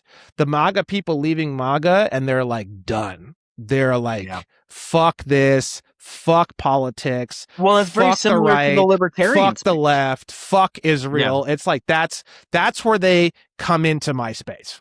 Yeah. Well, and I feel like I feel like the sovereignty space and like the libertarian, like the big L libertarian. I'm not talking like the ideology, right? Yeah. I'm talking like there's a lot of parallels there. You know, I think I referenced when you popped in for a special special guest visit when I was talking to the Nebraska candidate. Yeah. Which was fun. That was a good little time. That was a nice little like I didn't want to say anything. I'm like, am I taking over this dude's like fucking show? Like, what is happening? No, he was pretty chill, dude. He was a chill dude. He was a good guy. I just didn't want to like say anything because it's like he's the guest. Like, let him, you know. Yeah, well, yeah. Well, and again, you're like sitting here like, wait, who are we? What? Who are you? Oh, you're running for Nebraska. Oh, yeah, like, yeah. It was so totally no preparation whatsoever. Well, and you were messaging me during my interview with the guy, and so I was only like I was listening to him, and like I was doing this, and in the meantime, I'm kind of halfway looking. I'm like, what's Brandon saying? He needs the link, and I'm like, I thought maybe you were putting it in the calendar. So you were like, hey, I need the Riverside link like right now. And I'm like, yeah, okay, hold on. And I sent it because I thought that you were dropping it in the calendar. So I thought like, hey, I'm doing some shit right now. Like, give me the link. And I was like, oh yeah, I can do that real quick. So I was able to multifunction. And then you pop in and immediately I'm like, he's a week early. It's a wrong day. Yeah. But it was fine. It was good. But my point it was all right. Yeah, it was a fun time. Listen, that's the nice part about this. Like isn't. But to answer your question, I was waiting for the impact. Waiting. And then I started to get kind of irritated. I'm like, is anybody even seeing what I'm fucking doing? Like, where's the impact? Right. So then I started posting a lot of really crazy fucking racial shit on social media on purpose. As one does. I was like, is anybody fucking listening to me? Are you seeing what's fucking coming out of my research right now? This is fucking, black people are fucked. Like, has anybody noticed? You know, blah, blah, blah. And that's when I had like lots of black guys coming on and being like, I heard that. Sorry, good. There's this whole massive contingency in the black community of we're the original indigenous Indians, essentially. And we have more of a right to be here than the white people, and they came here and they colonized. And that's like all I see all the time. And I don't know where that shit's coming from, but basically like the black community in the sovereignty space now is doing this whole like, we're actually the real Indians, which to me is just completely fucking crazy, right? So that's kind of, so ever since I started doing all this white-black stuff, the black guys have left my platform, and now they're all involved in this, like, we're the original Indian thing, and we're the indigenous here in America, and we deserve to be here, which is literally never going to happen, and it's never going to get into the courts, and it's like no one's ever going to, that's never going to do anything for anybody. Well, it's a complete fucking waste of time. What's the, like, play devil's advocate? What's the thought process with that? Because I mean, we know historically how they came here, and again, you can sit. That's not to say that slavery is like, I'm not pro slavery by any stretch of the imagination, right? I think, again, anybody that knows me knows there's nothing racial whatsoever with this show. I think what it is it's some kind of product of like total utter desperation, because my platform has basically shut the door on them completely. And it's not my platform. It's just my research has gone to such an incredible level where you're reading this stuff and you're like, dude, like Brandon's hit this thing from like 400 different angles. Like there's not even any way to like get around this stuff. It's so prevalent. And they just wake up and they just realize like they're totally fucked. But like the black guys, they have two totally different reactions. One reaction is they freak out because they're completely fucked. And the other reaction is they experience a massive relief because they realize why they've been treated like shit in this country their whole life. So those are the two reactions that I get to my platform. And the ones that react favorably and they experience a relief from my platform, they're like fans. And one of the things that I say to those guys, because they're like, oh man, I love your stuff and like I feel so much better and blah blah blah. I tell them just say you're fucking white. What's the government gonna do? So Right. I literally am sending all these black guys into these courts all over the country, and I'm just having them say I'm a free white man and I'm a citizen of Florida, wherever. Right. You're talking terminology. You're not necessarily talking pigmentation.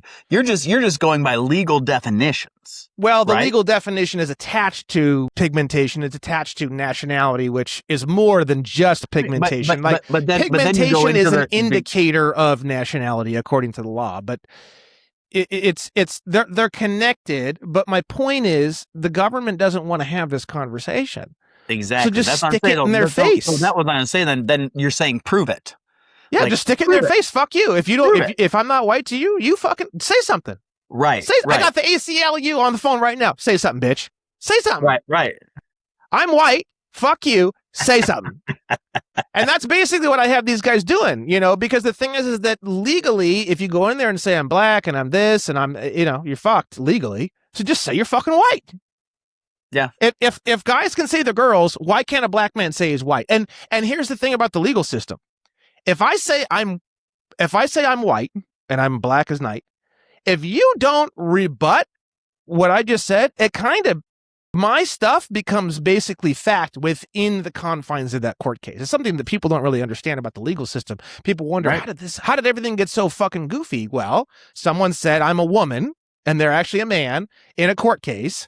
The other opposing party never said anything against it. And within that confines of that case, that became fact. And then now other people are now referencing that fact in their case. Yeah. It's like a virus. Once the virus starts, it can spread. So the thing is fuck it. If you say you're white and they never fucking say anything about it because they're too nervous about the left and liberal and ACLU and all this stuff, and they try to dance around it and they never clarify it or go against it, you're fucking white legally. Yeah. See, and so I got my notes. So, because while I was listening to it, I threw some stuff down. So like, part 3, one of the things that they do, they talk about the allegiance to a nation, so I kind of wrote on there because I know that there's a couple of different schools of thoughts within the kind of anti-government or like, anarchy-ish type, stage. So yours is very built on a legal platform.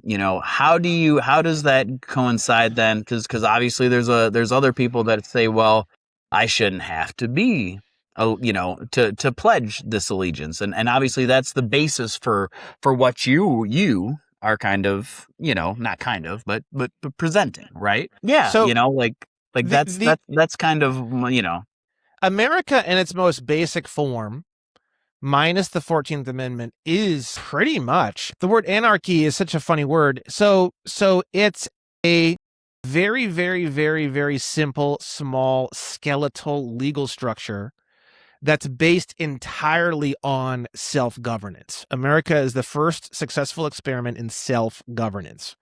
Right. So the way that it works is you have white citizens, because there's no other citizens that are possible. They're citizens of their respective state. They can only be charged by way of a grand jury of their peers, so other white citizens of their particular state. So in your case, it'd be Indiana. In my case, it'd be California. They have the 9th Amendment. They can do whatever they want. There's no such thing as driver's licenses. There's no such thing as inflation because it's gold. No state shall make anything but gold and silver coin a tender in payment of debt as per Article 1, Section 10 of the Constitution. There's no taxation has to be apportioned. So it would be an apportioned tax, and the tax, in order to be constitutional, would have to be in gold and silver coins only. So there wouldn't be Federal Reserve notes, don't exist, checks don't exist. All these things are gone, right? There's no such thing as credit. There's no such thing as credit scores. All that's gone, right? So the system is like very close actually to an anarchy, because if someone doesn't commit a criminal act and harm another person, it is essentially an anarchy up to that point. If you really think about it, there's nothing. There's a local sleepy sheriff, one guy, and he goes after, criminals that harm people, which is like nobody, basically. Like, just like you see in the old Wild West films. The old Wild West films do a great job of depicting what America really is. So if we didn't have the grand juries, we wouldn't. The whole point of the grand jury system is so that all the citizens can exert power and influence to control their environment.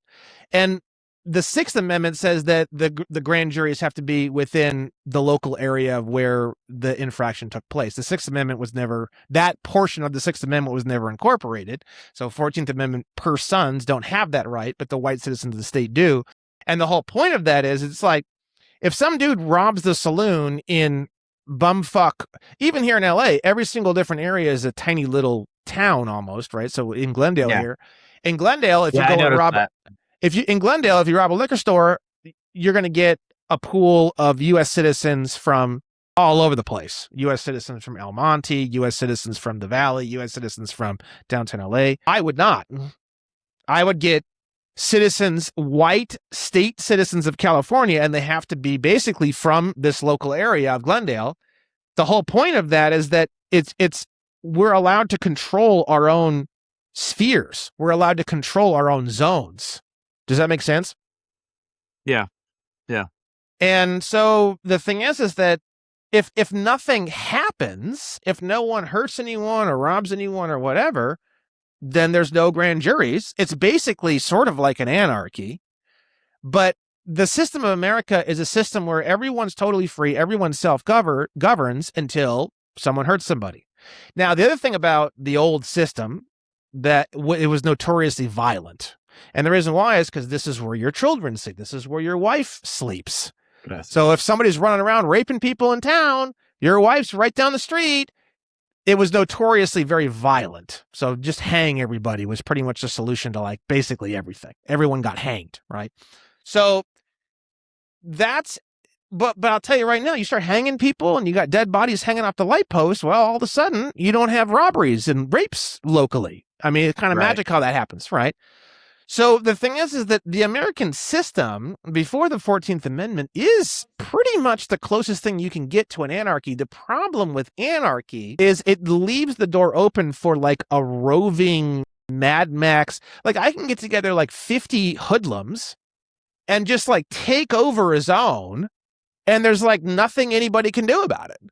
You get 100 guys together and you put some guns in their hands and they can just kind of ride in. The whole point, because the whole point of anarchy is that you don't have, you wouldn't have that because you would still have a group of people there defending yourself. That's not to say, so when you immediately think anarchy, a lot of people think, all right, well, we have, they think of the grand anarchy statement, right? All right, well, if we don't have any laws, well, everyone's going to act like fools. Well, we don't act like fools now, and I don't have any trust in the law. As a whole, like you just got done saying, like the government as a whole, as long as you're not doing anything, so to speak, of course then you can get into the weeds and say, well, the government keeps creating laws. I mean, you and I probably break laws every day and we don't even realize we're breaking them, right? Well, that's all under the 14th Amendment. That's my point, though. Yeah. That's because of the 14th. So for example, the California Penal Code, that's all based off of a charging instrument, which would be an information, or it's via a grand jury indictment of U.S. citizens. You can't do any of that on me. So all the stuff that they pass and all of the structure and the California Penal Code and all this stuff, all the stuff they do with that has absolutely no application to me at all whatsoever.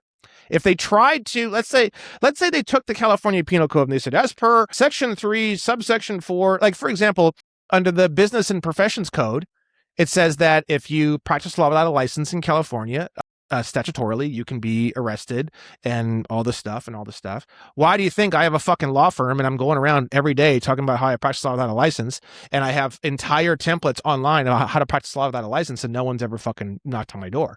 The reason why is because if they charged me with that, there's only two ways they can charge me with it. They could charge me via a grand jury indictment of U.S. citizens, or they could charge me via an information.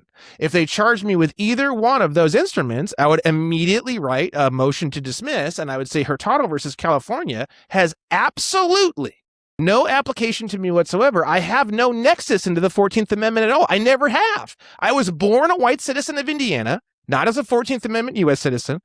And then I changed my domicile several years ago, and I've been in California ever since. I'm a white citizen of California.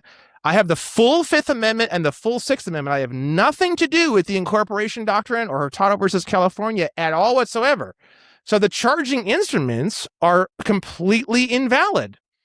So once the charging instruments have been destroyed, that there's no case. So the case would be dismissed. Right.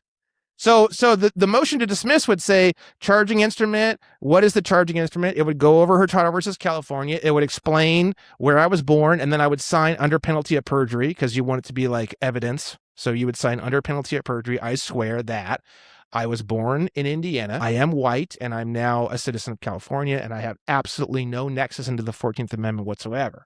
And I don't have a driver's license. I don't have anything. So the driver's license is what they often use to prove that you're a 14th Amendment citizen. I don't even qualify to get a driver's license, so I don't have one. So there's not even any contract they could use and stick in the case and say he's wrong. He does have a nexus into the 14th Amendment because I've eliminated all of them. I have no nexus into the 14th Amendment whatsoever. So thus, I have no nexus into Hurtado versus California. So thus, all these charging instruments, I wouldn't even talk about the merits of the case. Oh, he's got guns. I wouldn't even say the word guns. The word guns, if they hit me with a gun charge, it wouldn't even be in my entire motion. Wouldn't be about, not one word about guns. It's totally irrelevant. They could do guns. They could do this. They could do trafficking this. They could do drugs. They could do anything they want. I literally wouldn't even mention any of it in my motion to dismiss. It's all irrelevant. It's just the charging instrument. That's all I'd be talking about. Yeah. So with all of that said, the practical side of this, right? What's the what's your not a success rate, because I guess that's not really the proper terminology for it, but as far as other people that have taken on what you've said and applied it practically, what's the what sort of feedback have you gotten from people on that? That's a really difficult question to answer for so many reasons. First off, the research constantly is getting better and cleaner. Like even 6 months ago, I wasn't able to explain this stuff as well. It was probably 20% as good as it is now. And we're continuing to move that forward. And then I have templates that I write. So then on top of that, you also have a lot of people who will take my stuff and they'll take someone else's stuff and someone else's stuff and someone else's stuff. They'll mix it all together. They'll go in, they get destroyed. And then they come back to me and said, Brandon, your stuff didn't work. And then it's like, okay, the first question I always have to ask, and I know better now. At first, I didn't know better. Give me the exact documents that you filed into the case. Give me exact audio. I can't, if you come to me and you want to tell me what happened, I'm not doing it. Fuck you. I need audio, ideally video and audio of the courtroom. Second would be audio. Third would be a legal transcript from a court reporter. If it can't get me any of that, then go fuck yourself. I don't want to hear it. Because the amount of times I've heard what the story was, and then I find out later from a body cam footage or whatever that it was completely different, because there's so many emotions involved. People just, they can't remember. They think they can, and they say all this stuff. And then I watch the body cam. I'm like, oh my God, this is nothing like how the guy told me this thing went down, right? So if I can't get a good piece that shows me the scene in a way that I can actually evaluate in a direct way without all the emotion and all the fucking stories, I can't do anything. So sometimes I just can't figure out what's going on because I don't have any of that. Sometimes I get told, oh, I put your stuff in there, Brandon. I put your stuff in there and it didn't work. And then I get it. And it's like, what the fuck is this? This isn't my document. This is like a butchered, weird acid-filled version of my fucking document. This is trash. And then I find out they went in there and orally said something completely. So it's a very difficult zone to try to evaluate. So I made rules. If you submit to me, I'm willing to receive submissions. I need body cam footage. I need all the original documentation. I need it organized in a way where I can easily, rapidly click through, like a shared Dropbox folder or a Drive folder, something like that. I can't be hunting around trying to find things. They send me like 2 random filings, one from this date and one from this date, and there's like 15 filings in between. What do I do, Brandon? It's like, bro, no. That's not how we're going to do this, right? So if I can get body cam footage and I can get documentation, I can give an evaluation. I can say this is what you did, this is what you didn't do, right? But the people who fly very closely to what I teach, typically what they experience is the same thing that I experience in the courtroom, which is that nobody wants to talk about this shit. The court doesn't want to talk about it. The attorneys don't want to talk about it. The closer you get to the hot shit, the more everyone becomes really weird, really quiet, and they just want to get the fuck away from you as fast as possible. That's honestly not what I was expecting. That's actually what actually happens. That's not surprising though. Because the same thing happens with a lot of us that are involved in like, libertarian adjacent type shit. You know what I mean? When you start talking about what the rights the government actually has to, over your body, over what you're doing, over your taxes, over this, over that. And you realize that it's basically just been built around a bunch of lawyers and a bunch of people that, created this whole structure. And if you really break it down, like, a lot of the shit that happens shouldn't be. Yeah, that's correct. Like if you go by the actual Constitution, you go by the documents, and it's like, and if people start actually following up with that shit, I mean, there's no reason why our government should be functioning the manner that it is. It's insane, and it is insane. It's insane that we're using Federal Reserve notes. Yeah, well, there's that. We're not even supposed to be doing that. Yeah, I don't even know, man. I don't even like you look at like what do we do, because I look at it, listen, I got a 17-year-old and I got a 15-year-old, and I do the main reason I got dragged back into doing this type of shit is because I didn't know. I was like, man, like there's a lot of stuff going on. I don't know what I can do that to make my kids end up in a better position, right? Yeah. And, you have an entire generation of people, and everyone kind of gives me a shit because I shit all over the boomers all the time. But you know what, man? They deserve it. Mostly they deserve it.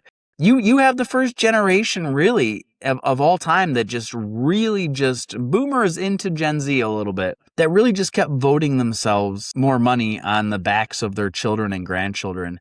And now you have a bunch of people that all are relying, all of their retirements are all tied to property values. And so the property values that you need to be lower so that, not that the government should do anything exponentially to make them lower, but they should, by definition, by the way that the market should work, if it was an actual free market, let's put it that way, then you would have sellings that would lead to buyings that would lead to sellings. But everybody, instead, the government said, put all your retirement in property. This is what you're going to do. Tie it all to this in your 401k. Well, of course the market keeps going up. Everyone pumps money into their 401ks. Everybody pumps money into into all that. And then you have everybody just squatting on the property, because that is what all of their entire loans are tied around. Everything is tied around their ability to have property. And now, mind you, I'm all for that. I mean, honestly, the property is the whole point of being a libertarian. Your body is your property. This is my property. You want to own property, right? But you also then, as you get older, naturally, back in the day, you would retire to a smaller piece of property, or you would sell it to your children and then go live somewhere else. All of these, you have this whole generation that worked their way through and said, yeah, we're going to do this, we're going to do that, we're going to add all these extra taxes, we're going to make it so that we can just squat on this shit, right? And again, don't get me wrong, that's your shit. But normally you would have seen generations before kind of move through, right? They would find a way, everybody, but you don't have that ability now, right? So you have, so you've got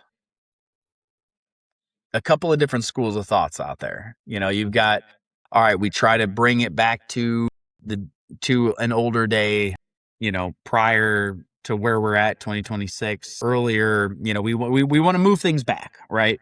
Or you cut bait and you restart and you do a whole new, system of government.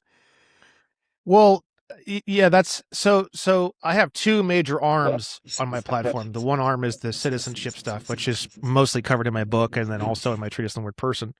So obviously, you're more familiar with that. But I have a whole nother arm, which is the financial arm. Okay. And what I have discovered and what we kind of dig through is Federal Reserve notes are not legally money at all. They're what's called negotiable instruments. Yeah. They're essentially securities. And it's basically the way the security is set up is the two parties, it's a promissory note, and there's two parties on it. One party is Congress, or they call it United States, but that's in reference to the District of Columbia. And then the other party is the Federal Reserve. And that's how these things are created and printed, right? So when you understand how negotiable instruments work, you understand that the whole financial system is just total bullshit. Like, for example, you can actually pay a bill with a bill, and bills actually have the same value in law as notes. So legally, you could take your phone bill, go and buy dinner with it, and if the restaurant won't take your dinner bill as payment on your dinner, you can sue them and you'll win, because the commercial code says they can't do that. They have to actually accept your phone bill as payment on the dinner. And has somebody done this? That we're doing some stuff on that. That's what a lot of my litigation is. If you want to see, like, if you want to go into like a lot of my dockets, they're all free to access on my website. That's what all my litigation's about. Okay. That is obviously a very slow, difficult train, and the courts try to derail me at every single instance. And I understand why. I'm not anti-government. I understand why they don't want to have this conversation, because once they do, the entire economy collapses. I am going to be the guy to basically collapse the entire economy. And the reason why is because we're supposed to be using gold and silver coins as per Article 1, Section 10 of the Constitution. And the only reason why we're not is because everyone is acting as though they are Negroes under the 14th Amendment. So the thing is that that's all horseshit. I don't care what anyone says. It's complete horseshit. Taxes are horseshit. Federal Reserve notes are horseshit. Bills are horseshit. It's all complete horseshit. Because literally any security can be issued to anyone to pay anything. And you can even manufacture your own promissory notes from scratch and issue them. And there's literally no law that says that they can prevent you from doing that. There's no law at all. In fact, there's a law in the commercial code. It's the state's version of UCC 3-603B, says that if you issue a note or draft and they refuse it, it still discharges whatever amount you tried to pay them. So legally, if I try to hand you a $20 note that I just manufactured on a piece of paper and you say no, legally I still paid you $20 and I could sue you and still get whatever it is I was trying to buy for $20. So the financial system is completely fucking insane. The bankers are psychotic.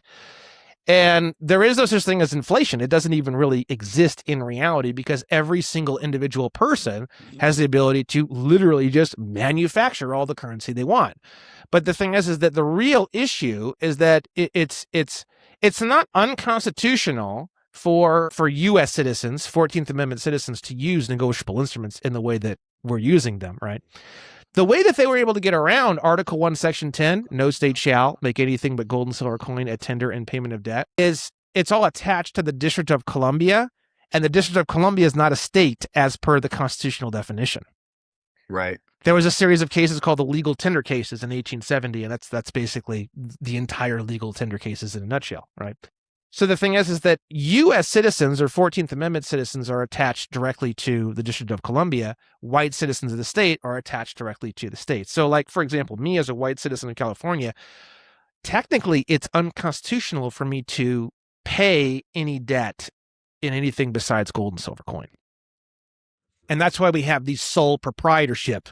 That's why the sole proprietorship was created. The sole proprietorship was created because the only way that I can pay any debt without gold and silver coin is via my sole proprietorship. So I have to use the sole proprietorship to do absolutely any transaction with like credit or checks or Federal Reserve notes, because legally it's unconstitutional for a white citizen of a state to not follow Article 1, Section 10. So the Constitution has everything we've ever wanted and ever needed. The problem is not that we need a new government.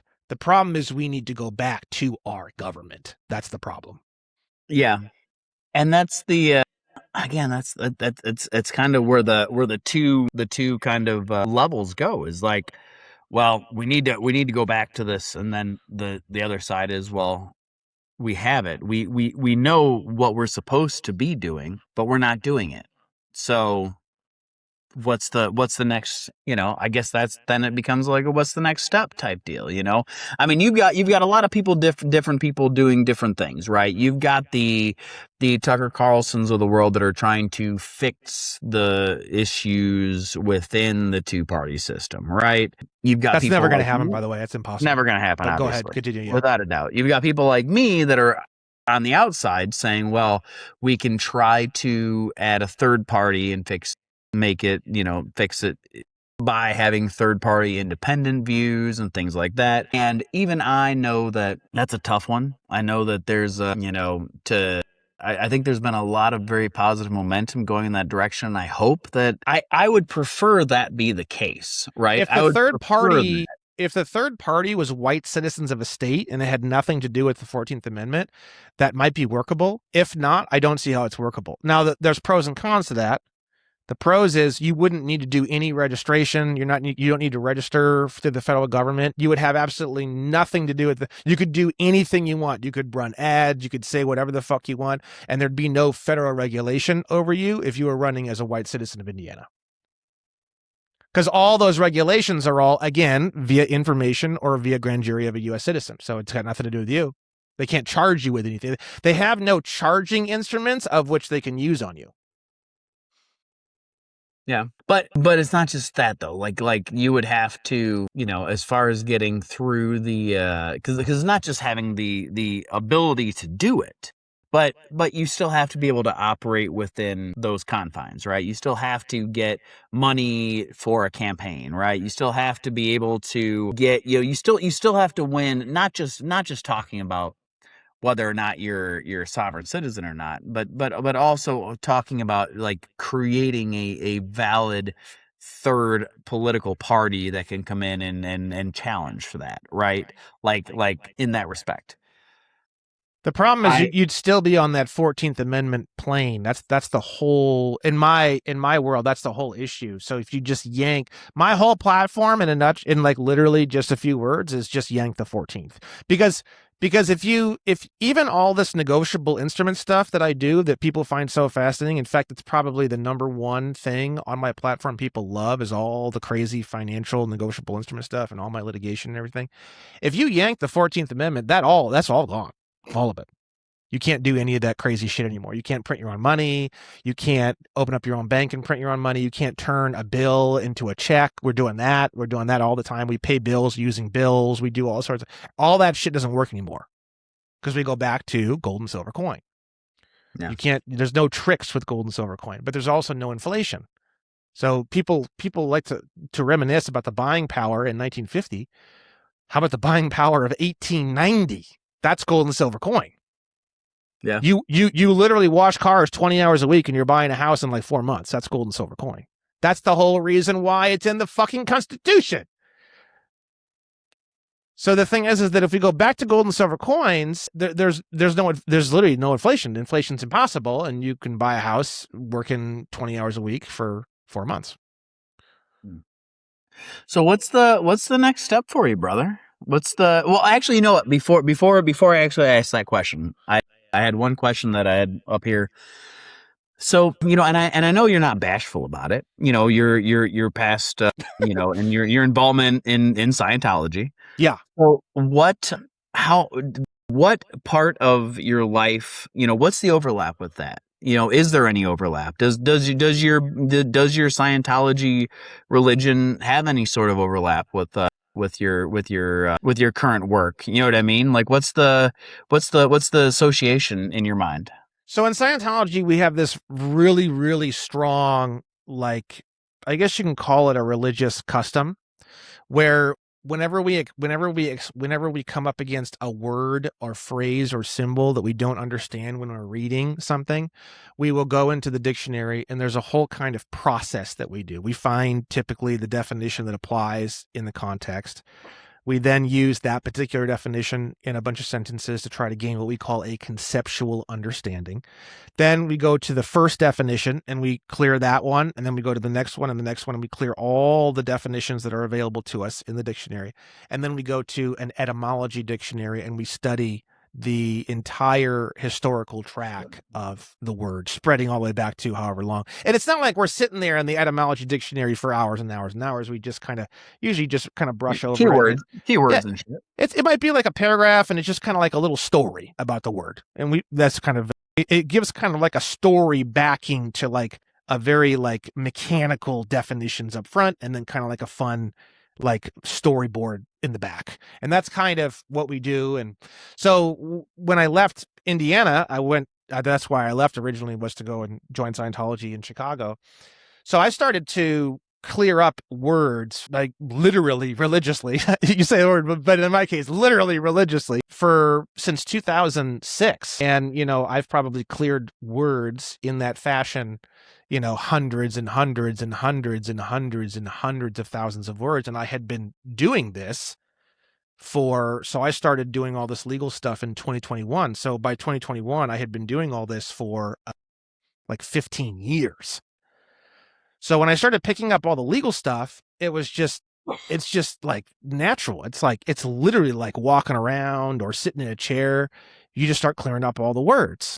Well, no one else does this in the legal space. No one else really does this anywhere, but in the legal space, it's extremely egregious. So I just started clearing up all the words to everything in the legal space. And that's basically how I wound up here. I mean, in an extremely, extremely kind of simple explanation, it just kind of, the glove fit. It's like O.J. Simpson, bro. Literally, it was just, I'm not kidding. I mean, you can say I almost sort of kind of fell into it, as strange as it is to even say that. But that's, but what happened is I was fighting the employment development department. They were coming after a landscaping company that I had. And that's kind of how I got into all this. And then obviously when I started looking into it, it was just out of sheer terror of the EDD, but I was still clearing up all my words because it's a religious thing to clear up my words. It's not like an optional thing. It's not like it's not an obligation necessarily. It's literally just what I habit. Do. That's what I do. That's what I do. Yeah. You give me something, I don't understand a word, I'm in a dictionary. Nothing you're going to say is going to change that. I'm not like scared if I don't, I'm going to get in trouble at my church. It's not like that. It's just, that's what I do because I want to understand whatever. If I'm going to pick it up and I'm going to read it and I want to understand it, I'm going to clear all the words in the dictionary, period. If I don't want to understand it, then I just won't read it. But if it's in my hand and I'm reading it, chances are I want to understand it to some degree. That's enough. I'm clearing all the words. There is no in between. If I don't really care, I'm just not going to read it. If I care, I'm going to clear all the words. Period. If it takes me 9 hours, that's what I'll do. If I start reading something and I clear some of the words and I'm like, fuck, this is not even worth my time, then I'll just stop reading it. I just won't read it. But I started doing that in the legal space. And before I knew it, I just started uncovering a lot of things. And one thing led to the next. And you know how the rabbit hole goes. Mm-hmm. And yeah, and then I just got more interested and more interested and more interested. And then I left my day job in 2023 because I just couldn't even be there anymore. I was just doing legal research on my phone under the table the whole time I was there. What was your day job back then? I was the office manager for a dental office, Dr. Paul O'Malley's dental office. And I thought so.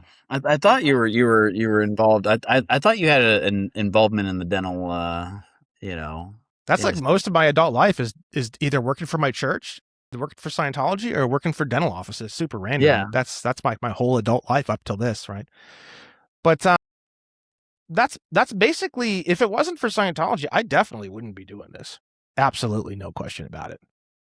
Because I had 15 years of build up to do this.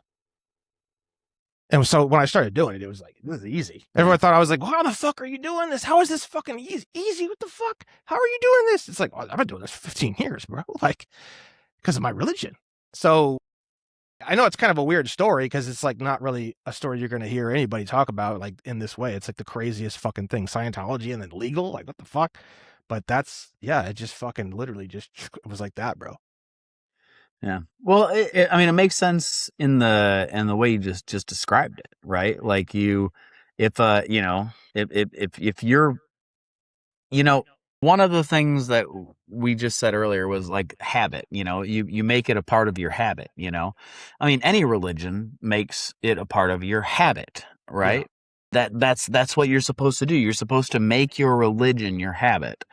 This is what you do. You pray to your God, whatever it is, and all that. Now, I will say, like, are you still involved in all the Scientology stuff with this? Like, how do they feel about you being as involved in this? Like, There is there there any friction? yeah, they I mean, it's pretty much everyone in my life to some degree or another when I started doing this kind of backed away. It's not just my friends in the church, but it's like literally everybody. You know, it was kind of a very depressing side effect of getting involved in all of this, right? So, yeah, there's all sorts of people and, you know, everything. And there's just been this sort of like, let's just step away from each other for a little bit while you do this or whatever. So yeah, I haven't really been involved necessarily much since I started doing this. But the thing is that that's not. I just need to win a case. I just need to get better at this. I just need to master this and show that this is like a real thing. Because Yeah. the problem with what I do is that people just don't think it's real, and there is a massive, massive, massive graveyard of people who have walked this path. I mean, literally, that's all there is. There has never really been anyone to really walk this path and not wind up in the graveyard to some degree or another. It's literally like Death Valley, essentially, this whole sovereignty thing, right? So I just wanted to make it work. I was willing to do whatever it took to make it work. And then as I learned more, you know, about our native state in America is sovereign. We are, so the Ninth Amendment is sovereignty. Like when you read what Roger B. Taney says about what citizenship is before the 14th Amendment in the Dred Scott versus Sanford case, he says that each citizen forms the sovereignty. He literally says that. Each citizen is a member of the sovereignty, and he's talking about the Magna Carta. So what America is in its most basic essence is you have like California, which is a state, and then you have the sovereignty is all of the citizens. And it's literally what Roger B. Taney says in the Dred Scott versus Sanford case. And the only way that any of those members of the sovereignty can get prosecuted is via the Fifth Amendment, a grand jury of his peers, which is other members of the sovereignty. So the Magna Carta, you have a king, and then you have all the subjects. The Magna Carta made everybody kings. Everybody's a king. And that's what Roger B. Taney's talking about in the Dred Scott versus Sanford case. You also see Samuel Freeman Miller talk about it in the Slaughterhouse case. It talks about the Magna Carta. Magna Carta was talked about a lot in our court system back in the 1800s. You haven't heard hardly anything about it since the 1800s. That's because under the 14th Amendment, there is no Magna Carta. There is no sovereignty. You're a bitch. You're a Negro. You're just as enslaved as Dred Scott was in the heart of fucking 1855. So the thing is that this whole sovereign citizen thing, it's kind of like you have to be willing to endure a tremendous amount of failure, pain, and I guess you could say loneliness. I don't you functionally you'd think I'd be very lonely, but I'm actually probably less lonely than I've ever been in my entire life. It's kind of a weird thing to even talk about because if you were to look at my life, you'd be like, wow, that's a very lonely life. But I don't think I've ever felt so not lonely as I do now. So it's kind of a, Content. I feel like loneliness is only a part of the description of content, right? yeah, Are you just because you're alone doesn't mean you're lonely. Some of my best times is when I go out on the kayak and I'm out by myself and I get some good time to just sit and think, you it's know? like that. It's like I'm in California. I got a motorcycle. I just love this legal stuff, man. And I want to see, it's just like you with your kids. I don't want this country to go down in flames, bro. Like, it's all I think about. Literally, it's like all day, every day, all I think about is like, I got to do something and I got to do it now. And that's kind of what has been fueling everything. I mean, I've probably put over 15,000 hours into the shit that you're reading on my platform. That book's got at least 12, 13, 14,000 hours worth of background research to build up to writing that book last year. So I am 100% willing to die for this. Absolutely. If you put a gun to my head and you said, shut this down or you're dead, I'll cock the fucking thing for you. There's no way, bro. Absolutely no. Yeah. No one, if everyone left me, if I was the pariah, if everyone on the planet treated me as though I had leprosy and I had no platform, I'd still be doing this. If I was on a fucking park bench, I'd be doing this. Yeah. Yeah. I get it, man. It's a passion. It's the purpose, you know? It's the it's so funny that there's so many people that are out of our area, right? That are doing, you've got Rich out in Vermont that's doing all kinds of really cool shit. You've got Ferber. I don't know if you remember Rich Ferber. He was in our grade, yeah, but he's doing a lot of cool shit out there in kind of like the independent campaign, area. Like there's a lot of people.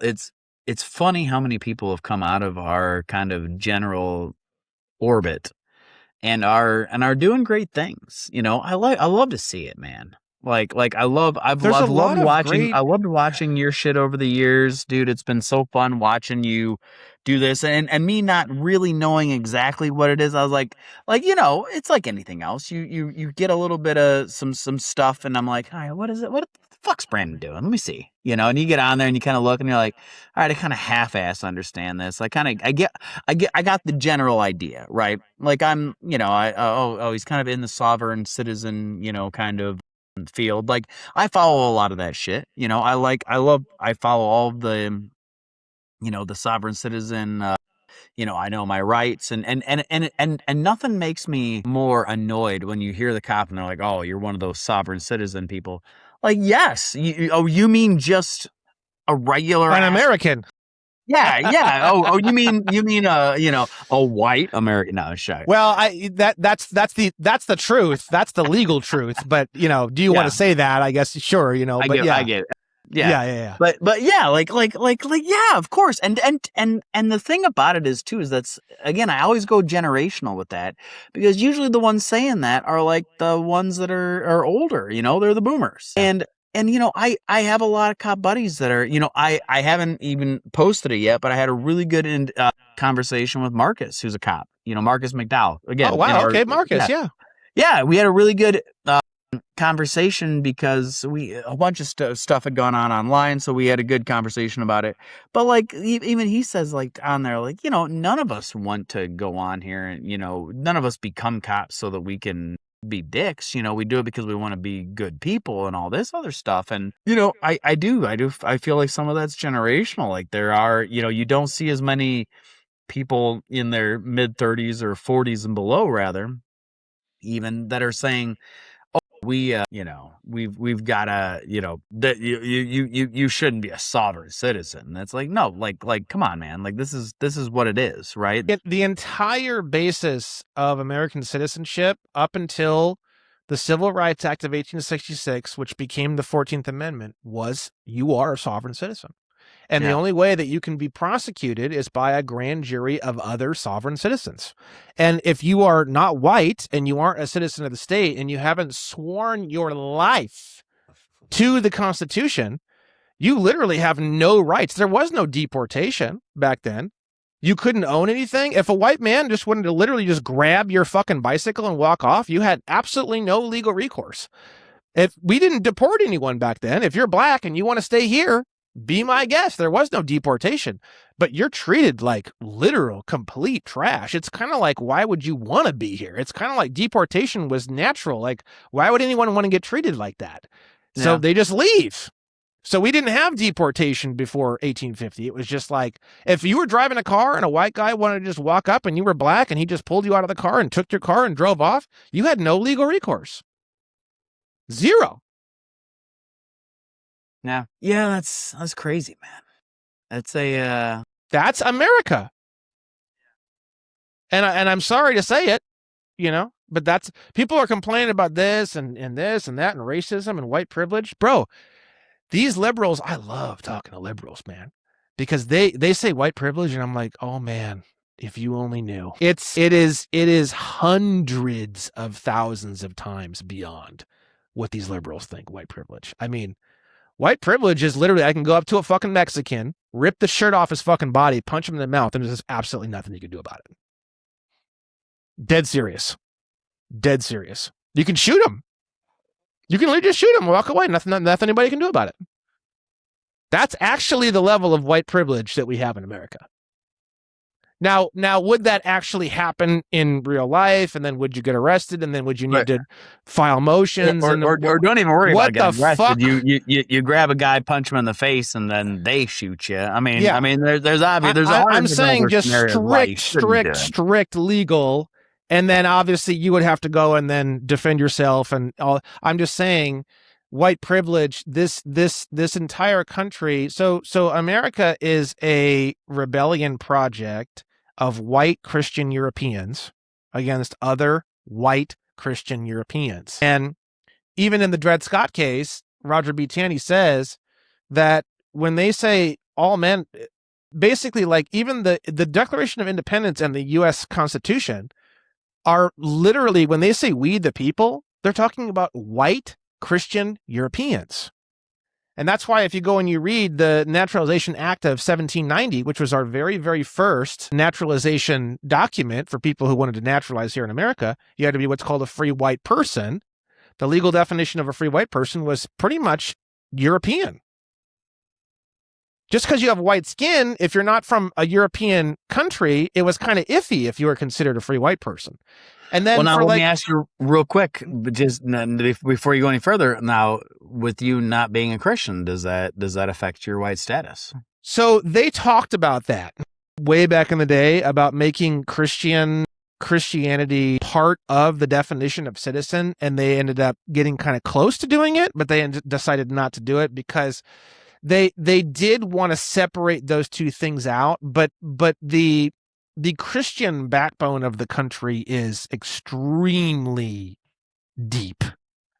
For sure. It never really fully spilled into the legal space. They did want to separate that out, but like, for example, if I was president and I was going to rewrite all the naturalization laws, I would probably implement a lot of Christian ideals into the naturalization laws. Not the God stuff, though. I'm talking about secular things like treating your parents with respect and treating other people like you'd want to be treated. I'm talking about the simple, basic, everyone. Right.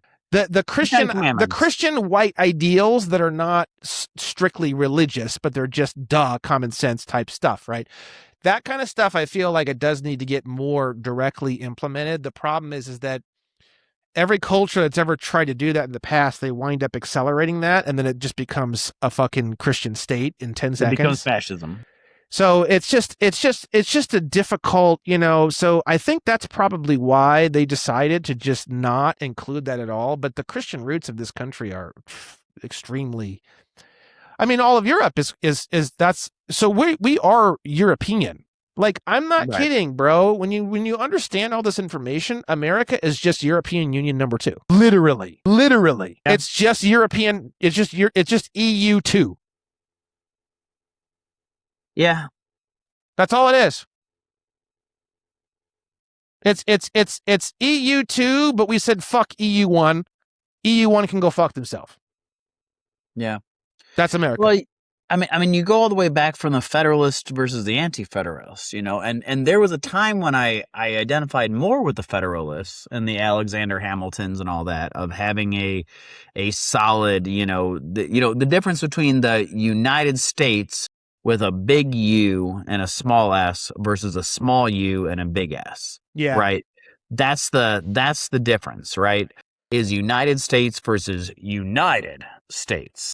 And, you know, when I was first getting involved and I, I went to school and did all of my, I got my, degree, and I got a double bachelor's, one in marketing and public relations, one in political science, and the political science degree I could wipe my ass with. But yeah, but it does, you do learn a lot, right? So, and now mind you, that was however many years ago, so I've probably forgotten. I've probably learned more in practical knowledge than that I've actually forgotten from those courses. But some, there's stuff that sticks, and I know that was kind of the difference between the Federalists versus the Anti-Federalists. And at the time when I was younger, I definitely identified in more in the Federalist camp. But as I've gotten older, I'm like, no, the Anti-Federalists were fucking right.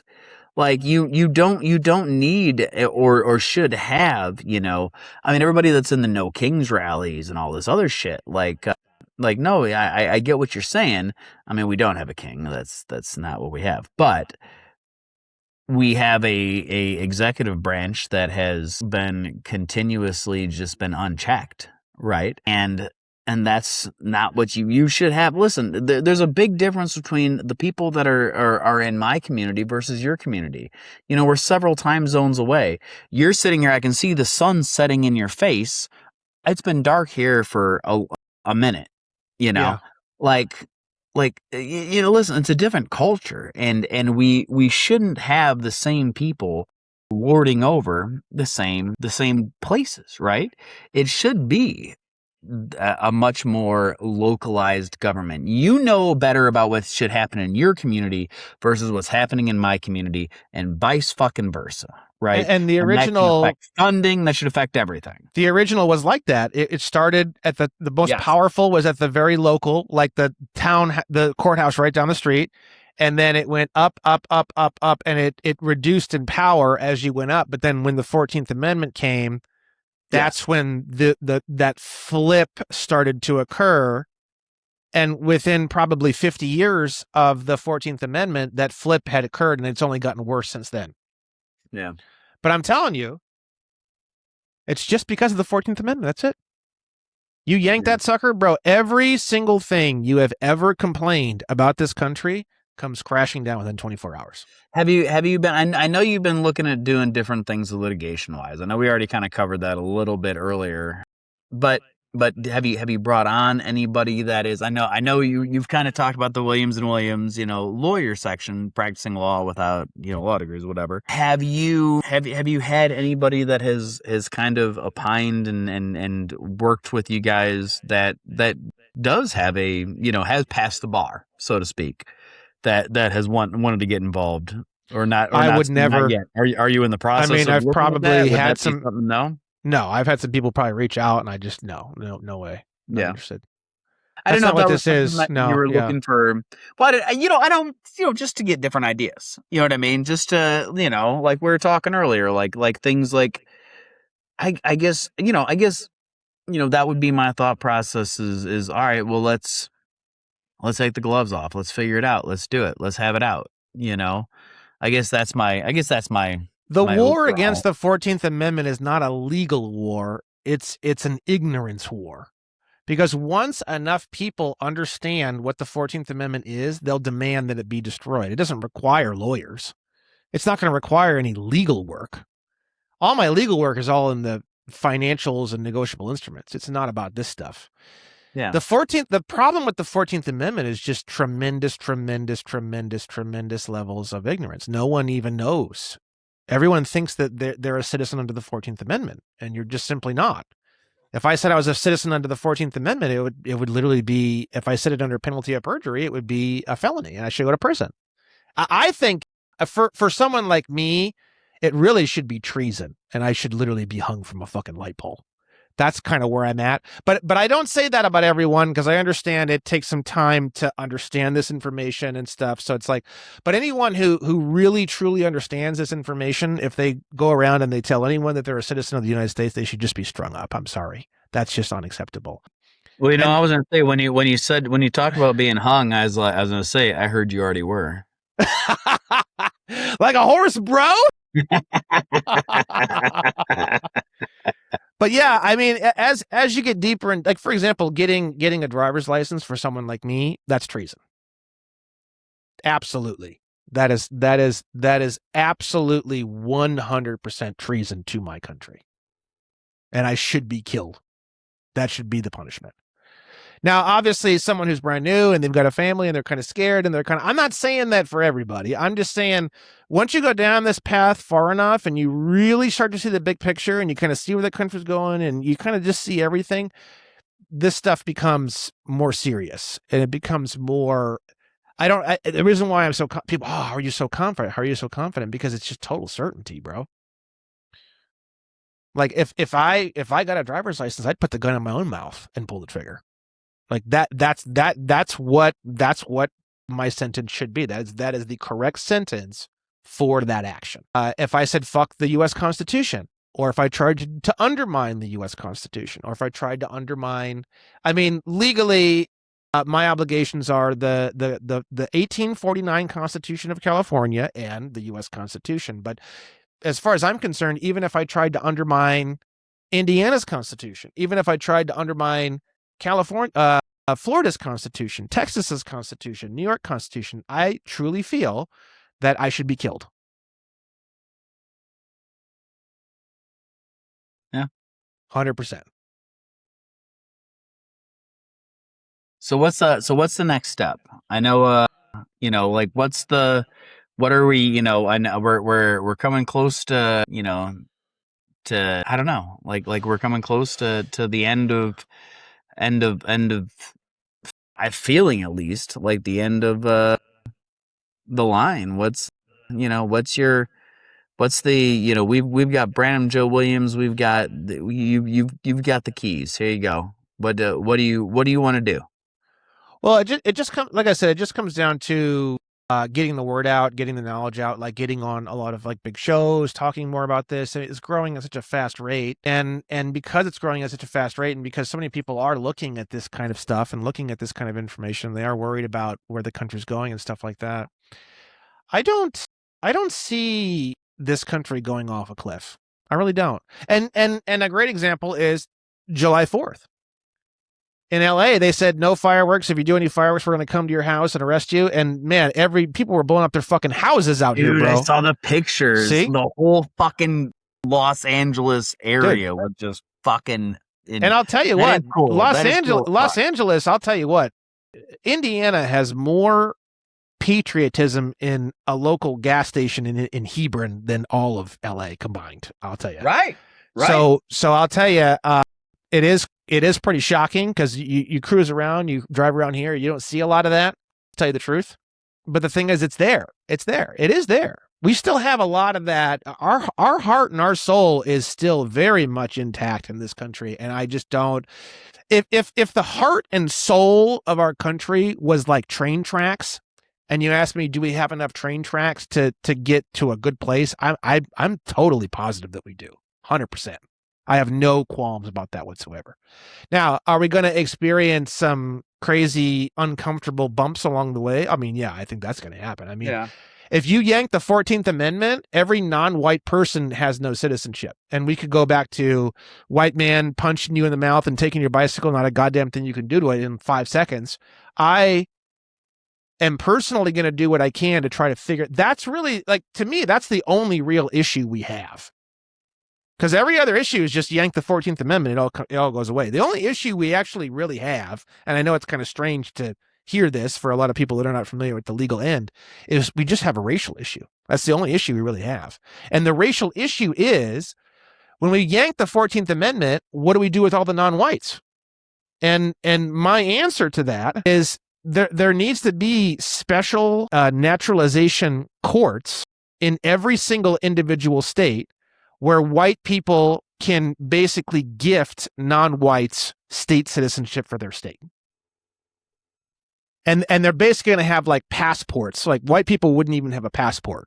There's no such thing as a passport for a white citizen of a state. It's sovereignty. It's true sovereignty, right? So really, the only people who would have passports is like basically non-whites. I know that sounds fucking horrible, but the alternative is just non-whites are just fucked. That's the alternative. And you say to me, oh, well, Brandon, why don't we just take away the free white person class as being part of the naturalization? And I'll tell you, if white people vote for that, we can do that too. America has never done that. It's never wanted to do that. And I don't think that's going to happen now. But if we voted and we made a constitutional amendment, like, for example, if we got rid of the 14th and replaced it with another 14th, and it would eliminate all of the amendments after it, by the way, if we got rid of the 14th. So imagine 14th forward, everything's gone. We would replace the 14th. And literally all you have to say in the 14th is just the free white person class is hereby no longer a requirement for state citizen. Anyone can become a citizen of a state as long as they follow the following rules. 1, you swear off all foreign allegiances. 2, you swear to defend and protect all of the individual state constitutions, mainly your own, but all of them, as well as the U.S. Constitution. 3, you swear against all enemies, foreign and domestic. 4, whatever. And then 5 would be, race or sex is not and shall not ever be part of this requirement. I just don't think that's going to happen, but that is an option. But I don't think people will vote for that. I just don't think but that is an option, technically. Yeah. If we did that, you'd get rid of the 14th Amendment citizen class. Everyone would become state citizens. And then at that point, we'd have gold and silver coins. CIA is gone. FBI is gone. The police would technically be gone if we did that. There'd be no more police. They'd be abolished. That's all under the 14th Amendment. So we'd go back to everyone's got a gun on their hip, literally, everybody. And I mean literally everybody. I mean, the barista at Starbucks has got a 6-shooter. I never stopped. I'm just saying. Even in California, everyone would have a gun. And if you didn't have a gun, you'd be the weird one. It'd be the total opposite. Well, again, this comes all the way back to the argument of anarchy versus anything else. Like, everybody automatically assumes, one of the best quotes, there was a show, and it was Ricky Gervais, right? Okay. And I forget the name of it. It was on Netflix, but the premise of the show is that his wife dies, and it's about him dealing with the grief of his wife dying from cancer, right? And he's at work and he's talking about whatever, and he said something. He says something along the lines of, I don't believe in God, and she's like, well, if you don't believe in God, what's to keep you from raping and killing all that you want? And he goes, I already rape and kill as much as I want. And she's like, what? And he goes, yeah, it's 0. I rape and kill 0. Like what Afterlife? Aaron's texting me from behind. The name of the show is Afterlife, but nice. Very good show. But it's a good point. Like, everybody automatically assumes, well, you do away with laws, everyone's going to be doing all kinds of shit. And that's you're like, what the legal system thinks. Yep. Well, what is it that you would be doing? Well, tell me more. Tell me more about all the things you would do, that if there was a law that said you can't do it, that is what, you're equating. So you start equating moralism with what the legality of it is, right? It's patently false. It's patently Exact- false. Because in like- 1830, we didn't have some towns didn't even have posted laws. It was just like, fuck around and find out. And if you fucked around and find out, then they would put together a grand jury on you. That's the American system is the grand jury. If you fuck around and find out, you're going to get a grand jury. That's America. That's America, bro. And I don't, if you want to get into opinions about that, I think, this is my opinion. This is not the law. This was never the law.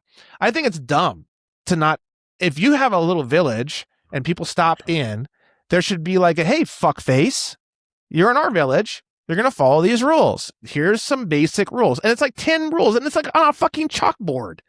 But give them something so that they're not like on edge, like, oh, fuck, what's the rules here, right? We have a few strange rules in our customs in our little town, and you're going to follow these rules. But they don't have to do that. They can just say, fuck you fucked up, here's a grand jury. But the thing is, that's not really what happened. What happened was typically they had like a board, and it had like the local customs or the laws. And as long as you, but they would just kind of get together and say, yeah, I don't like number 8, and they would just cross it off the list, and it had nothing to do with a legislation. It had nothing to do with there is no state law. It's like, I don't even think that was really even a thing, maybe in 1820. It didn't really work that way. It was like local people would just stick some shit on a board. They didn't have to, but I think that's a good idea. I think if but the thing is, there is no the real America is not every town has to have a local board with rules. The real America, the real president of America, would come out and he'd say, look, if I roll into your town and I have no fucking idea what's going on, it's going to suck for you and it's going to suck for me because I'm going to do stupid shit maybe that you're not going to like. So I think it's a good idea if you put up a little fucking board. You got 2 entrances in the town. You got one board over here and you got one board over here. And every month, double check it and just make sure everything on there is what you guys like, And I think it would help out the country. And I think it would help out relations and travelers and stuff like that. But it's not like, fuck you, you have to do it. Right. That's not what America is. No. Well, and here's the thing about it. It's, the reality is I go to a lot of parts of this fucking country. I do a lot of traveling, right? I would gather it is July 26th right now, right? I have probably been away from my house more than I've been home. Oh, no shit.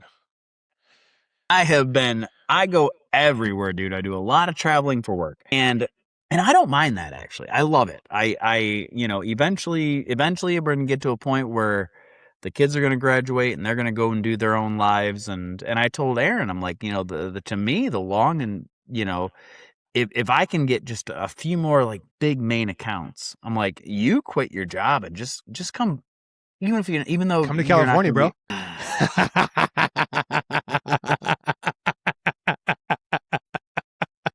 California is fucking. Dude, it's did so not fucking hate it, fire, dude. It's dude, so fire. I swear to God, I was there for almost a month. I was there for 3.5 not quite 3.5 weeks. It was 3 weeks solid. I was there for 3 weeks solid in fucking January. First of all, I'm missing Northwest Indiana winter. Oh no. And then dude, it was so beautiful. It was so, and you know what? Yeah. Everyone kind of shits all over California because you got the fence zombies, right? All the people who aren't here and haven't been here shit on California. Yeah, exactly. But I'll tell you what, everyone was chill as fuck, bro. Yeah. I had a nice time. Everyone was really relaxed. There wasn't a lot of issues. I did all the same stuff I always do. I went to my hotel. I went to my work sites. I went and got a bite to eat. I went to the gym. We did some podcasts. I did my life just like I do anyway. But it was. I didn't hate it. I didn't hate it. So that's good, that's the truth. Well, no, we'll see. We'll see what happens. We got a lot of time on our hands. We'll see where it all goes. So I got 2 more years until me and the fiance get married. So we're in the process of getting that all planned out. Because I don't know if you saw that. I did propose to Erin. So I'm gonna. Yeah, I saw that. That's beautiful. Dive back into that fucking that marriage cesspool. But she's literally on the other side of this room. So she's. I think I heard her. Yeah, I think I heard her laugh or sneer or whatever it was. Yeah. Yeah, just wait. All of a sudden, yeah, a whole chair over the back of the head. Boom, chair pieces flying everywhere. But yeah, man, that's I can't complain, dude. I can't complain about like just life in general. And I think that's what kind of looking at this as a whole macro thing. You've got a lot of people that are really getting involved in this space, right? This, I don't want to say alternative space because it's not even alternative anymore. You can't even say that. This isn't even the alternative. Honestly, the alternative are the ones that are still turning on Sean fucking Hannity. It's amazing how things have changed in 3 years. This is 3 years, bro. 3 years. Yeah. 3 years ago, I was the craziest fringe motherfucker that ever walked the earth. People were terrified to even be in the same room as me 3 years ago. Yeah. It's cool. I gotta like every once in a while I gotta like try to like throw up the black pill because I get very, you know, you want everything to happen as quick as possible, right? And I understand it has to be, it's a process of getting everything going in the right direction. And I think there's a lot of different people in a lot of different spaces that are all moving in the right direction. In order to take down America, they have to take down the Constitution. So if you all you got to do is just think to yourself, if there was a press release tomorrow that they're thinking about getting rid of the Constitution, just canceling the whole thing outright, and if you think that would fly with the American public, then that's the day that we will die. And I don't think we're anywhere close to that at all whatsoever. Yeah. Yeah. So that's how I gauge it. Well, brother, we're approaching 3 hours. Is there anything else that you got up on your thing? I think we covered about as much as we can right now. I obviously I want to have you back on again. I want to do even more of a deep dive. I want to dig we could do into debates. We could do whatever you want. You could bring on liberals or bring on whoever you want. We could talk about down. white privilege. We could do whatever we want. Yeah. We can, there's all kinds of things we can do. I think there's a lot of space for it. I think I think it's good, man. I think it's good. Well, it was awesome catching up with you, dude. First of all, man. Second of all, I definitely need to next time I go take my ass out there, you're gonna sign this motherfucker. Hell yeah, bring them both. Oh, you just have the one, yeah. The other one's the audio book. Yeah. You can Brandon J. Now bring a marker. I'll sign your tits. All right. I've had people sign my tits when I've seen like. There you go. Oh, who was it? What was that fucking artist? There was an artist that I went one time and I had him sign my tits. Hell yeah, dude. Like, listen. I do a fair amount of work on these. So I do you can see him popping. You see him popping? Yeah, dude. Look at you, bro. Yeah, I see your old. I remember your old fucking deadlift post, man. I was like, man, he's like serious, dude. You were like a power lifter there for a minute, or you still are, or something? I still do it intermittently. I was gonna say because I don't see it as much now, but for a while there, I was like, God damn, bro. It's funny you say that because I was thinking about it today when I was working out in the garage, and I kind of laughed to myself because I was like working out shirtless, and I was like doing some stuff, and I was kind of looking in the mirror, and I was like, shoot, man, look at you.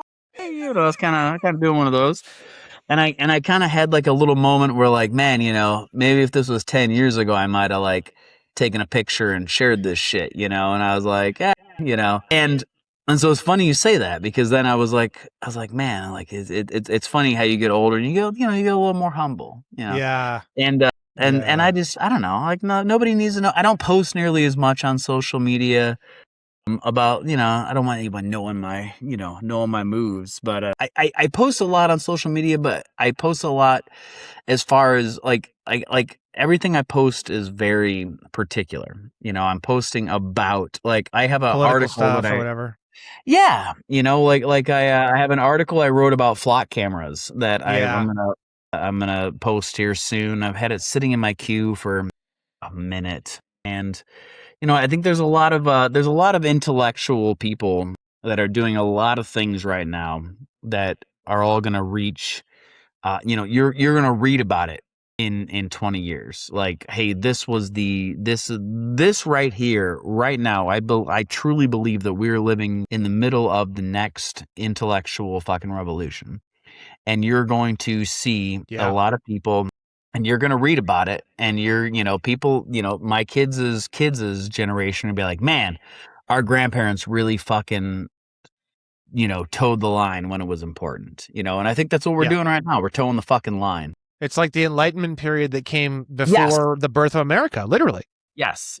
I think this America, dude, the United States of America and the U.S. Constitution was pretty much the grand finale of the Enlightenment period.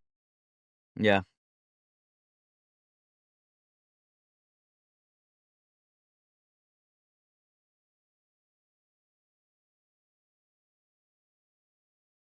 That is what the U.S. Constitution is. Yeah, because a lot of the basis of our stuff came from a lot of the French Revolution shit too. Vattel's law of nations is literally the entire nervous system and spinal system of our entire country. Yeah. It's not legal precedent necessarily. I mean, it is because they talk about the law of nations 80 million times in the 1800s. So you can go back to those cases and you can pull those quotes and use those as case law. But when you just say by itself, just law of nations in the courts, they don't really recognize it as case law, which is complete horseshit because it's literally the basis. Like Blackstone's law of nations, like that's literally the core of everything. And we pretend as though it's not in our legal system, which is a complete mistake. Because it is. It is whether the courts want to say it is or it's not doesn't change the fact that it is. The law of nations is the backbone of everything. It just is. Yeah. Yeah. Fuck yeah, brother. Well, hey, it was great catching up. I'm gonna let you get back to it, and yeah, we'll touch base here soon. I'll get this edited up. Well, today it's 10 o'clock Sunday night my time. I got some shit to do, so it'll probably be posted on Wednesday. I'll probably have it posted on Wednesday. I'll get everything edited up and done up in the next 2 days. And can you share and send me a copy of it to put on my channel too? Without a doubt. Thank you so much. That'd be great. I can send you a copy to download, and you can just upload it because I think you use Riverside, don't you? Yeah. For your stuff, yeah. So that should be. There's like a little share link, and then you just send it to me, and then I can go in there, right in Riverside, and download it. That'd be great because I'll put it on my channel, and then I'll put a link to your channel on the video description or your website or whatever you want. Yeah, I appreciate that, brother. Well, hey, thank you so much, man. I love you. I can't wait to fucking come out and see you in California sometime soon. You know, well, see, you don't need. I don't know if I've seen in any of the other. If you hit stop, I can make sure it uploads before I go too. Oh yeah. Well, I can see you're at 99%. Oh, okay, okay, good. What were you saying? You were saying? Yeah, we've got good. Well, I was gonna say, so we always close out the podcast. We always close it out by saying, "I'm so and so, I'm so and so, and we are disenfranchised." So I don't know if you want to, adhere to the disenfranchised, kind of thing. So I'm Travis Gearhart.